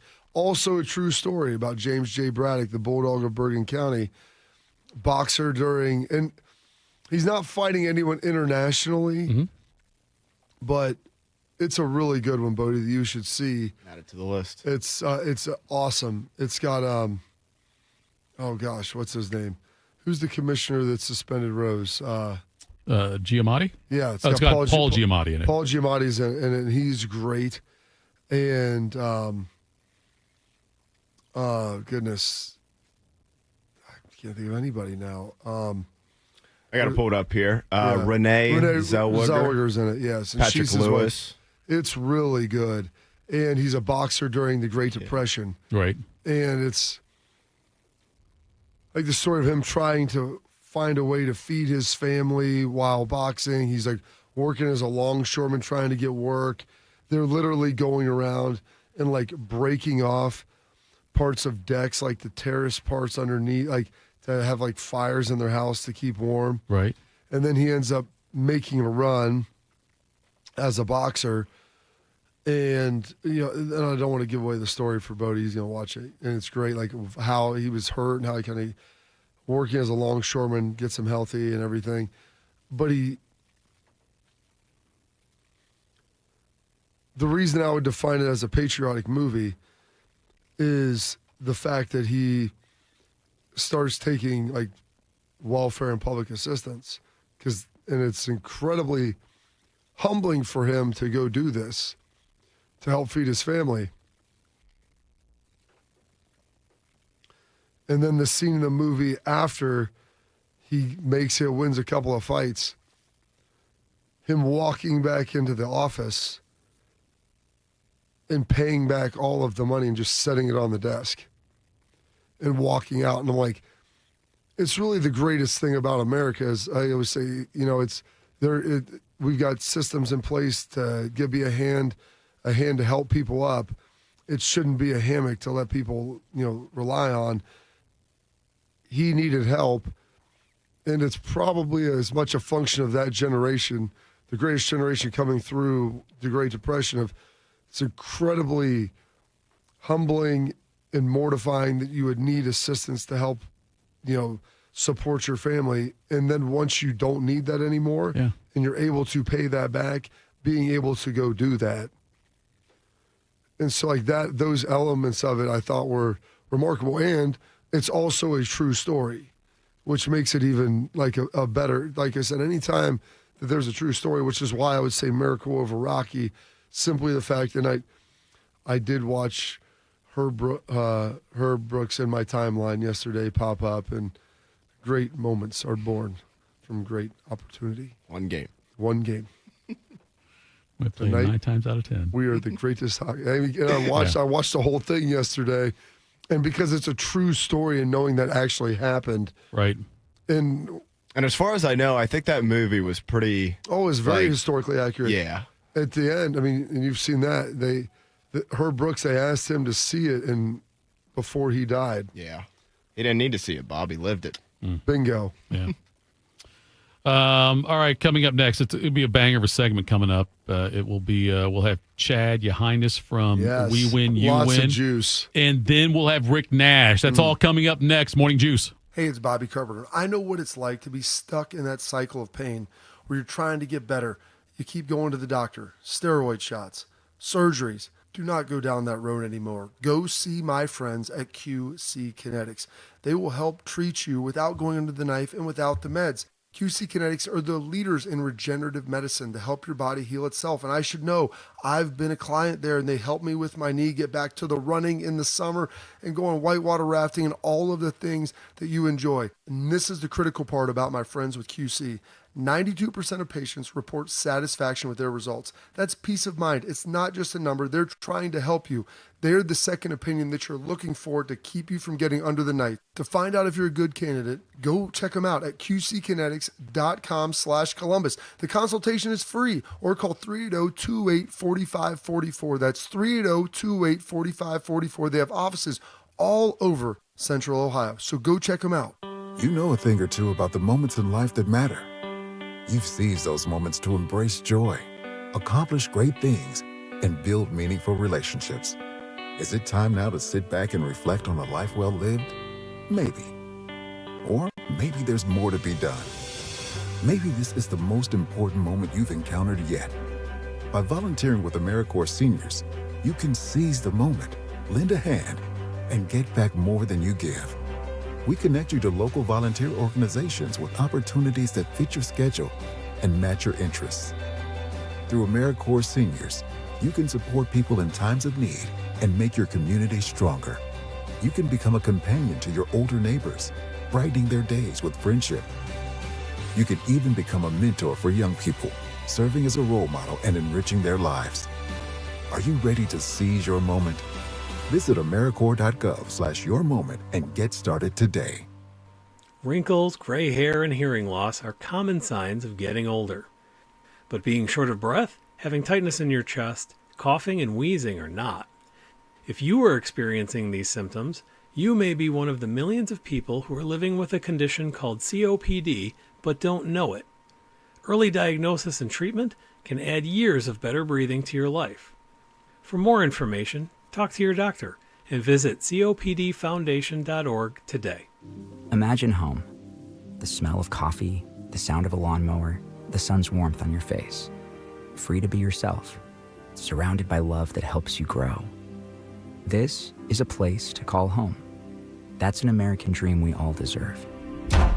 But in 50% of U.S. states, you could legally be denied housing if you are LGBTQ+. Get the facts and hear real stories at lovehasnolabels.com. Brought to you by Love Has No Labels and the Ad Council. Bobby Carpenter, husband, father, Buckeye. Jeff Thinoff, husband, father, idiot. This is Morning Juice. It's Morning Juice. We do this every Friday around this time. helping you win your sports bets. This is Top Picks on Morning Juice. Top Picks is powered by WeWinYouWin.com. Built by winners for winners. Stop guessing and start cashing. He's your highness. You see him there in the screen. Chad joining us here from WeWinYouWin.com. Chad, before we dive into things, I want to make sure everyone knows your big play last week, your highest play last week was in the UFC, and you nailed that one. Oh, not only did we nail it, we were cashing in the second round of a 3-round fight, baby. I mean, I sat and enjoyed my popcorn for the last hoorah there in Vegas. By the way, can I jump in real quick? A little thrown off. Now, I knew Mark was not going to be part of the show. The guy's enjoying retirement. Hopefully he's sleeping right now. But then I didn't know we had to play this song. It was Baby Shark. Baby Shark. That's why I don't even know the kid's name. Baby Shark. Let's go, baby. And who's this Brady Quinn guy over here rocking Notre Dame? Brody's a big Notre Dame and Boston Celtic and Dallas Cowboy fan. Well, guess what? I think we found a new punching bag for the show. All right. What do you got for us today, brother? Well, we're heading out west. West Coast is the best coast. I told you last week we're going to focus on NFL division winners. So let's head out to the west, and we're going to start with the AFC West. And I'm actually going to fade the Kingdom. I like Patrick Mahomes. I like Travis Kelce. I like Andy Reid. I just don't like him to win the division this year. And mostly this is going to be based on odds because I can get the Chargers at anywhere from like plus 320 to plus 330, which – let's think of this from a mathematical standpoint. They could run this year 3 times. If I can get the Chargers just to win the division 1 out of these 3 times, that's a profitable play. I love Justin Herbert. I love his development. I love their draft. They still got that kid from Ohio State, Bosa, right? They still got Joey on the team. Yep. That defense is going to be good. No, they don't. Sorry. They don't have Bosa anymore. I forgot. Bosa's in Buffalo. Yeah, that's right. He went to Buffalo. They got rid of okay. Yep. But they have Harbaugh. And I know down there in Columbus, you guys don't want to hear this, but Jim Harbaugh has won everywhere he's gone. Whether it's Stanford, whether it's Michigan, it doesn't matter. Some guys are just winners. And I think it's a time of a lot of games for the Chiefs. Last year, they won a lot of close games. And I just don't think the core talent is there in Kansas City anymore. So it's a little bit of a flyer. I'm not in love with it, but the odds, the risk versus what's rewarded, I think is worth the squeeze there. And that's the thing. I mean, you're getting plus 320 on it. So that's where you feel a lot better than Chiefs minus 120. That's the odds. And I understand part of your play in that is, hey, trying to figure that out of where the value lies. And I think there is some pretty good value there with the Chargers. Looking at the NFC West, who do you like out there? So this one's a little closer in odds, and it's basically a California dreaming. We either go in San Francisco or go in LA Rams. That's really what the books has as a favorite. I like the Rams, and the reason being, really, the biggest reason is attrition. I don't think San Francisco 49ers has the ability to take on the injuries and still stay relevant in that division. I think Williams with the Rams, I think Kyren Williams still with the Rams, is emerging, I think, as a multiple down back. I want to say every down back. They don't really do that in the NFL anymore. Puka should still be there. I think Stafford and his chemistry are great. And I love Sean McVay. I think Sean McVay is a much better coach than Kyle Shanahan. That's my own personal opinion. You can get that at plus 200 or thereabouts for the Rams. Yeah, that division seems pretty wide open to me as far as like anybody could step up and you go with the coach and you go with the established ones over there. Yeah, and then real quick on the AFC, and part of what Bobby said is right, is do I necessarily love the fact that Harbaugh is going to get it done? Maybe not, but it's more of the odds. It's just the fact that, simple math. We run this season 3 times over. Do I think that the Chargers can sneak out the win in the division 1 time? Because if I do, then that's the proper play. If that makes sense. Bobby kind of hit on that. I got you 100%. And then what do you got for the little bit of the Nathan's hot dog eating contest later today? So just like the UFC, we got to hit you with your highest play of the weekend. And nothing better than a little a Coney dog, Nathan's. down there in New York, and I think it starts here. What time is it? It's 4:30 in the morning, Yep. my time. I think we got another like 5-6 hours or something. So you still get the bed in. But I like Joey Chestnut. What are those kids called? The hot dogs, glizzies or something. Glizzies. Anyways, he's the glizzy gobbler, baby. All right. You see, I can tell the young shark, he's laughing. He must be sub 30. But here's the deal. Let's talk real numbers for a second. Joey Chestnut averages roughly 72.5 hot dogs consumed down the guzzler. And then the guy that we got to go against is this guy, James Webb, Australian. Do Australians know anything about hot dogs? No. The best performance he's ever had at Nathan's is 47 dogs and buns. He'd been practicing, though. He did a personal best of 51 dogs on some ESPN show documentary.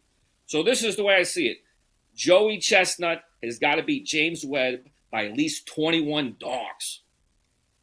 Every time they face, the worst he's done is beat the guy by 22 dogs, and let's call that a down day for Joey, okay? So if Webb puts out a personal best of 51 dogs and Joey comes sliding in at just a very mere average of 72 dogs, we cover 21 dogs, minus 105 on DraftKings. Now, here's the problem, folks. I was made aware of this morning. In the state of Ohio, is he the governor? DeWine? Yes. He's drinking DeWine. He can't do the player props. So I guess you can't actually place this bet in the state of Ohio. So I'm going to make something. I just come up on the spot for this. I'm going to do something for the listeners, Tito.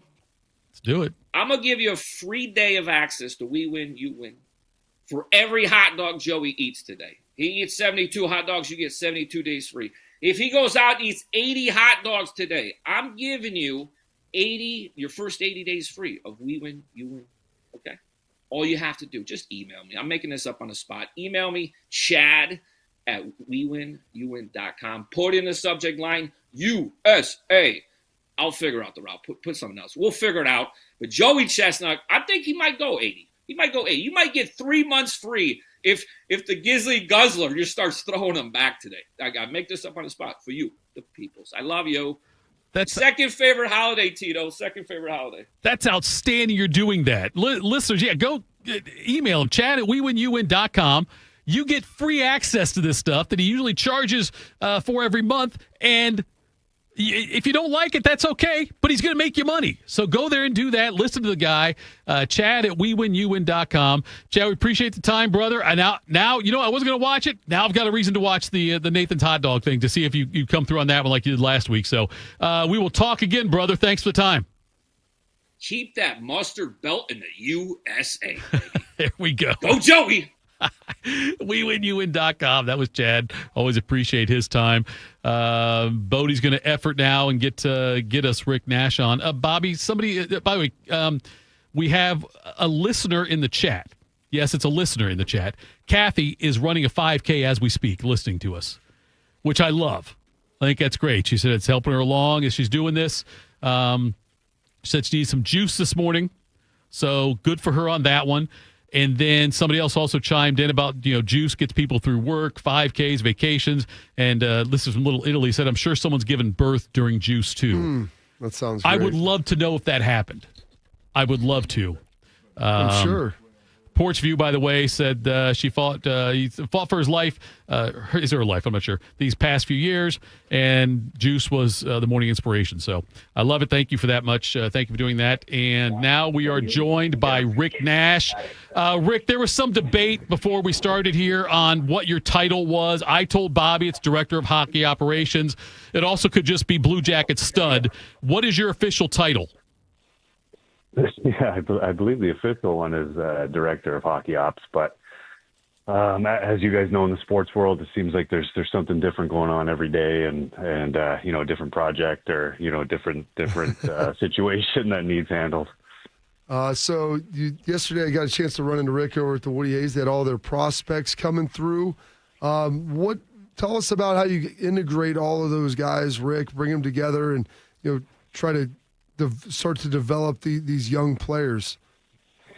Yeah, well, it's interesting. We have about 20 draft picks that are our property here at development camp, and then we have about 12 others that are, free agent invites. And, one of the things we like to do for, not only our draft picks to fall in love with the city, but also our free agent invites is just kind of ingrain them into the city of Columbus. And, I couldn't think of a better way to do that than to show them Ohio State. And obviously the Buckeye football program was generous enough to open the doors at the Woody, and Bobby was also generous enough to say a few words to our prospects, and I think put a little fear into them and taking care of their bodies. So we appreciated that. But we try to do different things each year to help the guys fall in love with Columbus, and hopefully they want to stay here their whole career. Rick Nash joins us here, Director of Hockey Operations for the Columbus Blue Jackets. I'm curious, Rick, when you were playing for the Jackets, were there things that would happen and maybe you think, if I was running the organization, running the team, or had to say, I would do this differently? And how did your experience with the Jackets as a player mold you into the way you are and what your thinking is as an executive now? Oh, well, I'm sure as Bobby knows, when you're a player, you have all the ideas and you have all the answers, and you know exactly what management should do and who they should trade and who they should sign. And you know what? It was an eye-opener when I took kind of a press box job. It just doesn't happen that way. Some of these trades take months to happen. Some of these signings, take years to kind of figure out the details. So, as much as when I was a player, from down ice level or field level, it seems easy. But once you kind of get there, it's a lot of things go into, every different aspect of the job. And, things take time to hash out when you're in the front office.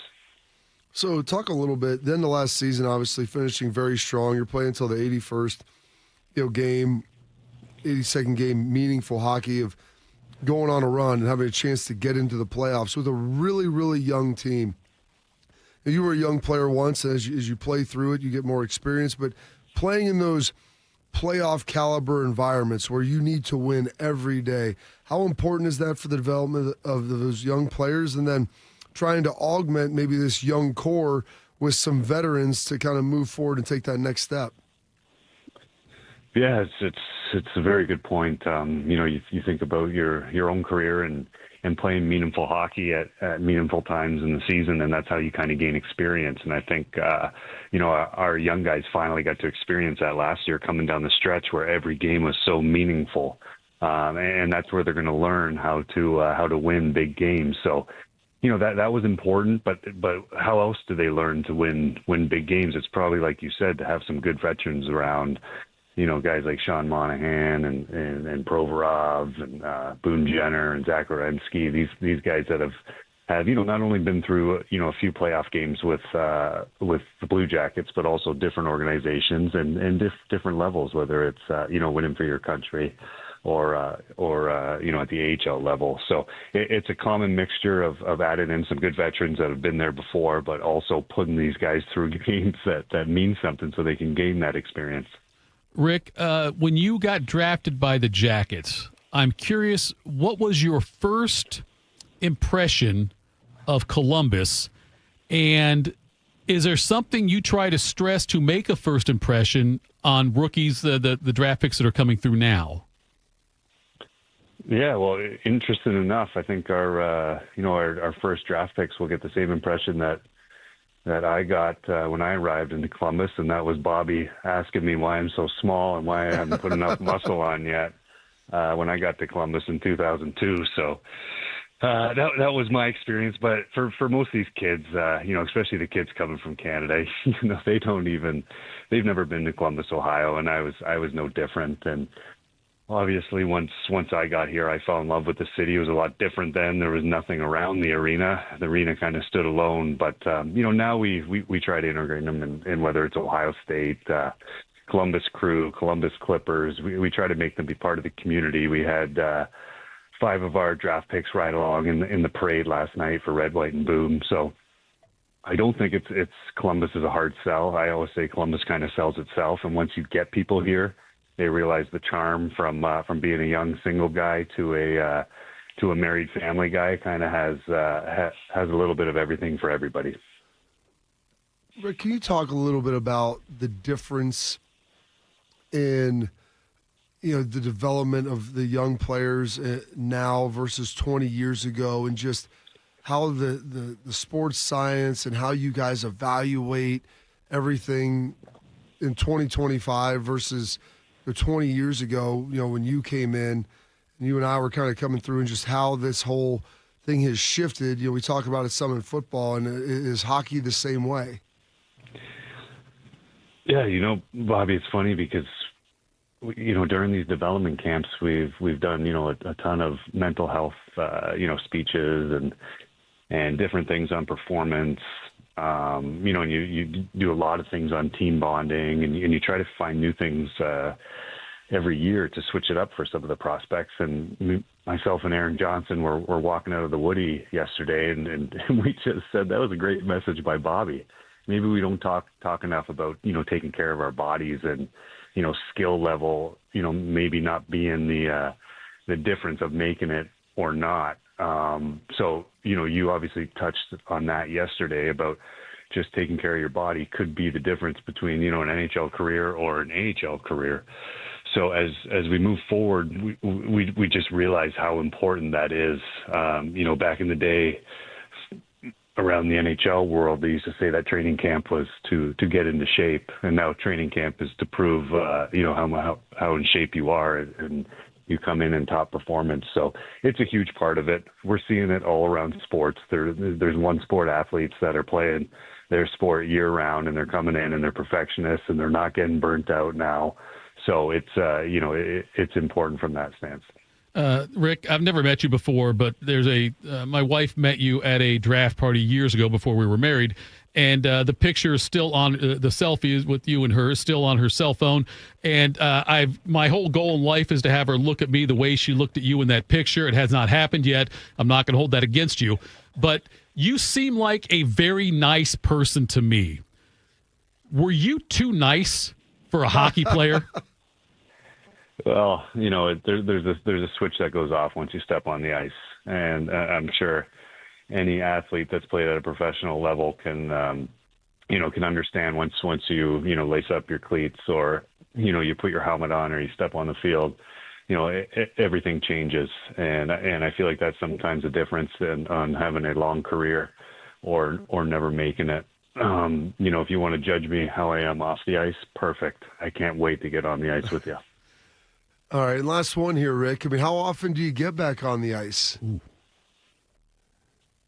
Good question. Probably I'm on the ice almost every day with my kids' hockey teams, trying to help coach them. And then, Jody Shelley runs our alumni here in town and does a great job. And we try to get out once every 2 weeks. And as I said to you yesterday, Bobby, the first 10 minutes of those skates, we all think we're playing in front of a sold-out Nationwide, and we're flying, and then that goes downhill fast. I got to lose a lot of penalty minutes there. Okay, I know Bobby said last one. I got one more quick one for you here. Is there because you weren't known as like a big-time fighter, obviously, that's Jody Shelley, but is there a player, if you saw them today out in public, you would pause and say, you know what, I want to get a piece of that guy right now because of something that happened? Oh, geez, there's probably a whole list of them, a whole list of those players. But you know what? You said I wasn't a fighter, and you're right. It's funny. My first fight in Nationwide Arena, I'll never forget it. I got 5 minutes, and I ran into the room, and Doug McLean came right down from the press box and asked me why I was fighting and why is he paying Jody to fight if I'm going to be a fighter. So the message was to never fight great. again. So that's classic that you say that. That's great. Rick, we really appreciate the time. Enjoy your holiday today, my man. We'll talk again hopefully soon. Thanks for having me, guys. Have a great holiday. All right, you bet. That was Rick Nash, Director of Operations for Hockey Operations for the Columbus Blue Jackets. Bob, I've told you before, the fact that my wife's got that picture, I kind of didn't like him for that reason, because that's the happiest she's ever looked. Yeah, standing next to Rick Nash. Rick's he's a handsome dude. I tried to hide that in the interview, my disdain for that, and I'm trying to grow as a person. Did I do a good enough job of that? It was all right. We still have room for growth. Don't worry. We do. Coming up next, folks, we'll close things out, tell you what's got us juiced today. Morning Juice. Bobby Carpenter here with Riverside Bank of Dublin Sports Money Report. Every successful franchise in sports has a long-term vision, and behind that long-term vision are the people executing the plan. In the words of the great Woody Hayes, you win with people. It's the same in business and in life. Surround yourself with good people and build strong relationships with those people, and the path to success becomes very clear. Here's Chuck Moore, CEO, and Travis Sanders, president of Riverside Bank of Dublin, on how they win with people. A team's success can be directly tied to the quality of its players, coaches, and leadership. In sports and in business, talent alone doesn't win. It's why we focus on building strong relationships with our clients and why we strive to always offer the best advice, the best products, and the best customer service for our clients. Thanks, Travis. We want them to focus on their business and their people and let us handle their banking needs. Tune in every day for the Riverside Bank of Dublin Sports Money Report. Visit their office at 6300 France Road in Dublin or online at riverside.bank. Member FDIC, Equal Housing Lender. Hey, Max, you look absolutely dashing in that purple tie. Ready to harness the world? You bet, Daisy. I'm ready as I'll ever be. And might I say, your purple tie really pops with your vest. Thanks. I almost went with a cape, but didn't want to come across as pretentious. Nonsense. Anyone in our line of work should rock a cape. You might be onto something, Max. Phew, so here we go. First day on the job. You've got this, right? Right. Don't forget, we both graduated from Dogs Inc. with honors. Which means I can guide my human around a busy city with ease. And I can give my human a restful night. I hope my human is kind and loving. And I hope mine likes wet kisses and zoomies. Ready to make a difference? Born ready. Let's go. Discover how extraordinary dogs like Daisy and Max change lives at no cost to the recipients. Visit dogsinc.org. It's been a real journey since 2014 when I first had my injury. I realized that my home was just not working for me and that it was time to ask for help. Homes for Our Troops is really giving me my life back. The shower allows me to go in and turn around with my chair, pull down storage racks, automated door systems, hours of my morning given back to me. Adaptive sports are a huge part of my life, a huge part of my healing journey as well. Homes for Our Troops helped with making sure that I had a home gym so that I can continue to train. This past year, I was able to host Thanksgiving in my home. And it was the first time I was able to have my whole family in one place and I was able to contribute to the meal. There are a lot more veterans in need, and Homes for Our Troops is going to be there to help them too. Homes for Our Troops builds and donates specially adapted custom homes nationwide for severely injured post 9/11 veterans and enables them to rebuild their lives. Join our mission at hfotusa.org. One man is a national champion, NFL veteran, and local business leader. The other man is Tito. This is Morning Juice. Sponsored by Riverside Bank of Dublin. Here's Bobby and Tito. Most important job for Bodie on this show is to make sure the mics are off during the break so no one hears some of the stuff. Yeah, it'd be good. Something good. Appreciate everyone tuning in today. All of you on the chat, we appreciate that on this 4th of July, Independence Day. And I'm going to play it. I got to believe Bobby's got a lot of things. He's got him juiced. So let's do it now. What's got you juiced? Sponsored by Billiards Plus. Find your next grill and everything you need for the master griller. Billiards Plus on Dublin Center Drive in Dublin. All right, Bobby, it's Friday. You're going to lead us off. Oh, I'm going to lead you off. Well, I am juiced. Last night went down. It's the first time I've ever went downtown-ish adjacent to watch Red, White, and Blue. There we go. I've been a resident of Columbus, Central Ohio, really my whole life. Like at Lancaster, it was a trek to come up here and go do it. And I'm thinking, why would I want to go sit outside, sweat my balls off, and just be super hot and take an hour and a half like a post game to get out of somewhere? Right, yeah. It just sounds terrible to watch fireworks. And I know they're one of the best. They claim one of the best in the Midwest, and it's beautiful where they do it down there on the Scioto Mile. And we went to a friend of ours' place down there, and it was great.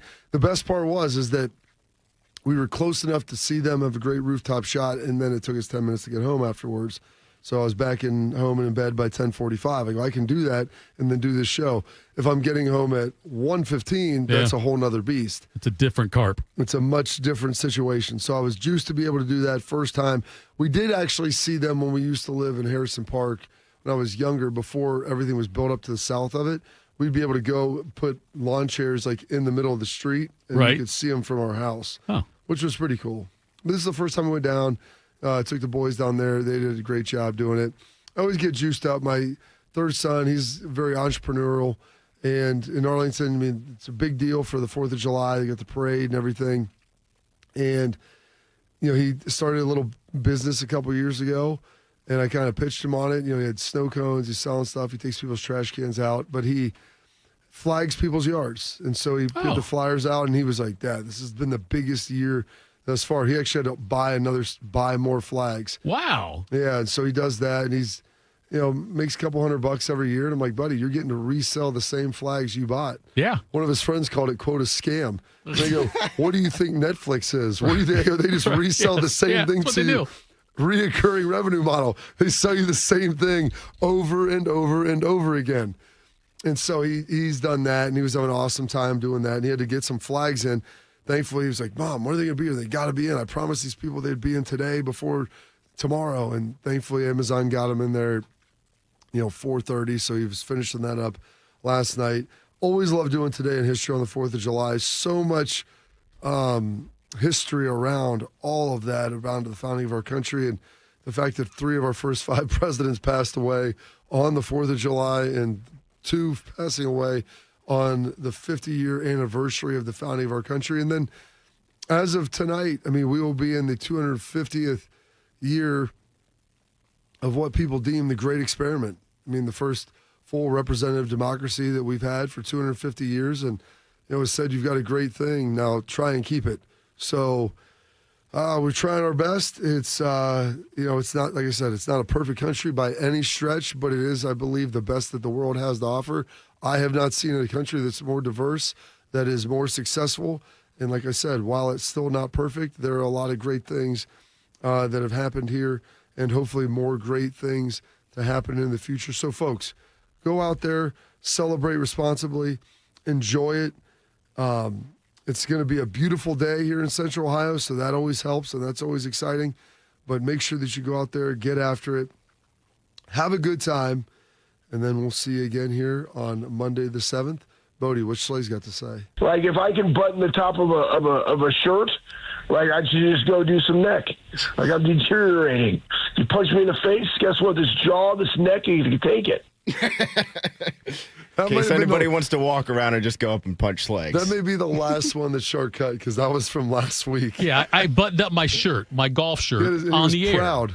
And I was proud I was able to button my top. I looked at myself in the camera, and I said, it looks kind of almost disco 70-ish how much I'm showing there. I'm going to button this up. And I was surprised I was able to do it. I used the camera as a mirror. I'm watching YouTube while I'm buttoning it myself. And I did that. I was proud of myself, and then I got mocked. And now I got further mocked. To quote Cody Rhodes talking to John Cena before WrestleMania, you got a neck like a stack of dimes. You've lost it, old man. You want to have that thick neck. Our strength coach would say, big neck, big check. Remember that. Big neck, big check. That's right, Bodie. Gotta have some shrugs next time I go to the gym. What's got me juiced today, guys? We talked about both these things a little bit earlier. One, finished up Gladiator last night. Probably stayed up a little bit too late watching it, but I knew I was going to sleep in some just because I came in today and didn't have as much to do with the holiday and whatnot. Yeah. I'm going to be honest. Not a lot of sound in the dad today. just going to call it what it is. You should just cut some Gladiator the sound. The Reds didn't play last night, and the Guardians had about 2 cuts. So I was like, you know what? Here's what we got. So I knew I was going to be able to sleep in a little bit. But fantastic movie. Might try to have to hammer out the second one at some point this week. Second one is good. Not quite but not as good. Yeah, I was looking at the plot, though, and I was like, well, I'm going to watch it. The first one is, I'm glad you liked it, because that's one of my top 5 catalog. It was fantastic. I can't believe I'm disappointed in myself that I took this long to get around to watching it. And speaking of movies, I had this cut up. I was glad Tito brought it up earlier. But this was, we didn't even talk about this, but I brought this, I cut this up this morning to play at this point today. 4th of July. What better way to kind of go out on a bang like this here? This was one of my favorite movies, not just sports movies, but one of my favorite scenes from one of my favorite movies. Herb Brooks getting the boys fired up, before they head into the third period, and they'd go on to beat the Russians. Boys, come here. Bring it in.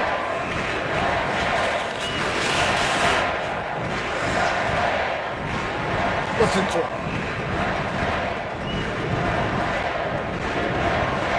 That's what you've done. And we've come from behind in every game in this tournament so far, and we can do it again.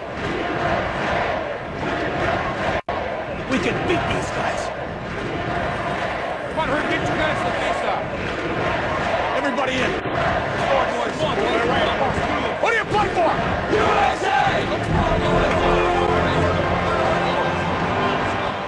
Tito. That might be almost as good as the speech before the game. I know. There's so many scenes in that movie that I just absolutely love. Who do you play for, Tito? There's America! Speaking of that, I've had the great fortune of talking to a lot of athletes I watched and, cheered for, cheered against, and all those things. Rick Nash just on the show today. First time I've spoken to him, and he was, he's next to Stinger, he's Mr. Blue Jacket. But among all the guys that I've talked to, one of the ones that almost made me freeze up the most, and I had him on twice, I believe, on my shows, was Mike Eruzione. Yeah. And I talked to him usually during the Olympics, leading up to it, that week and stuff like that, the Winter Olympics and things. I'd get him on the air and talk to him a little bit. And just I knew the story before the movie, but I remember as a kid, I'm 8 years old, and the game's not on live. Which is almost remarkable. It's unconscionable to think there was NBA finals that they had in tape delay, and that's not live. The gold medal match of the Olympics. Yes. You're playing the Russians, for heaven's sake. Well, it wasn't gold, though. It was. That's right before. Yeah, it was for just to get to the gold medal but game. You're still playing the Russians, yeah. the Soviets. Obviously, Bobby, I'm not a largely wise man when it comes to history. I'm a large man. I am not a smart man. But I understood what was going on in the world at the age of 8 with Russia, with the country where it was at. You had the hostage situation. You had all these different things that were involved and made America a more depressed time. And the excitement around that game, that win, what happened after that. And, think about this now. I'm 8 years old in Columbus. There's not a lot of hockey fans, and certainly not up in – I remember watching the game in Van Wert, Ohio at my aunt and uncle's house. There's no hockey fans up there either at that point in time. But how – Just fans of America. Yes, but we were all fans of America at that point. And so that was such a critical moment in and it really is, the fact that they won that gold medal and what it meant to be able to beat that team. We'll never be able to have that repeated, Bob, because – you'll never have a team of Russian professionals against United States amateurs in something like that. You know what I mean? There were a lot of different things had to happen to make that the perfect moment for sports. And, that was just that tops it all for me. So everybody in the chat, we appreciate you chiming in, listening in out there. Thank you so much. We know it's a holiday and you chose to spend some time with us today, and don't think it does not go unloved, unnoticed, unrecognized. Thank you, Bobby. Thank you, Bodie. Thank you, Chad. When you win, thank you to Rick Nash as well. And we're back on Monday. By the way, Rick, before we get into I asked Rick, I go, do you celebrate the 4th of July? Are you coming, you're working? Because I've been in America longer than I was in Canada. Really? So, I guess that makes sense. Yeah, he moved here when he was 18. And he played for Boston, too, where the cradle of all this stuff, right? He never played for a Canadian team. That's right. Ha-ha, Canada, we got him, too. How about that? We got the Stanley Cup, and we got Rick Nash. Go us. Morning Juice. You wanted to be cool, which led you to smoking, which led to a pack a day. Then you met that special someone, which led to starting a life with them, which led to wanting to live longer, which led to quitting. Then you heard you may be at risk for lung cancer, which led you to getting a low-dose CT scan. If you smoked, get scanned. Talk to your doctor and learn more at savedbythescan.org. Brought to you by the American Lung Association and the Ad Council. Once there was a man who couldn't stand. A mom who couldn't wait. A scientific community that said it couldn't be done. And then you. And then I. And then we. Brought neuromuscular disease into screaming color with the Muscular Dystrophy Association. For 75 years, our voices have thundered through the halls of Congress.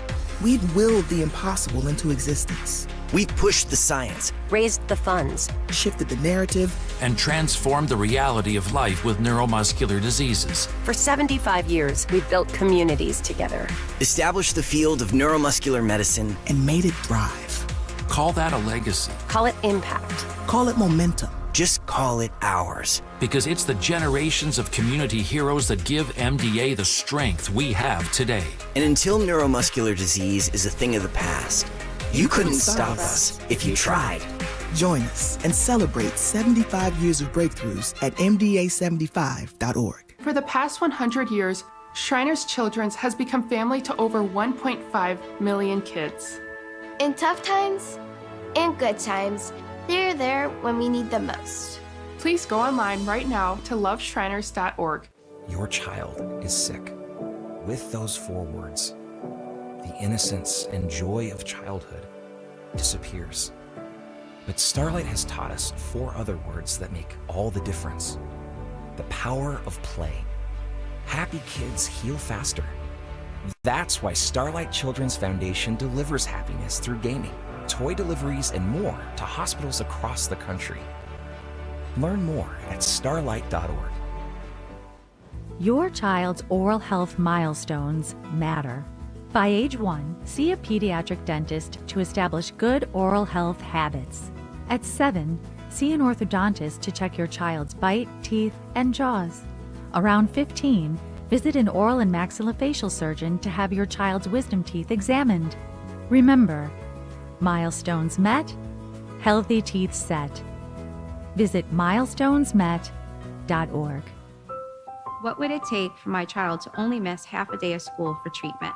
What would it take to find a cure for childhood cancer? It would take all of us to come together to support the research. Join us. Go to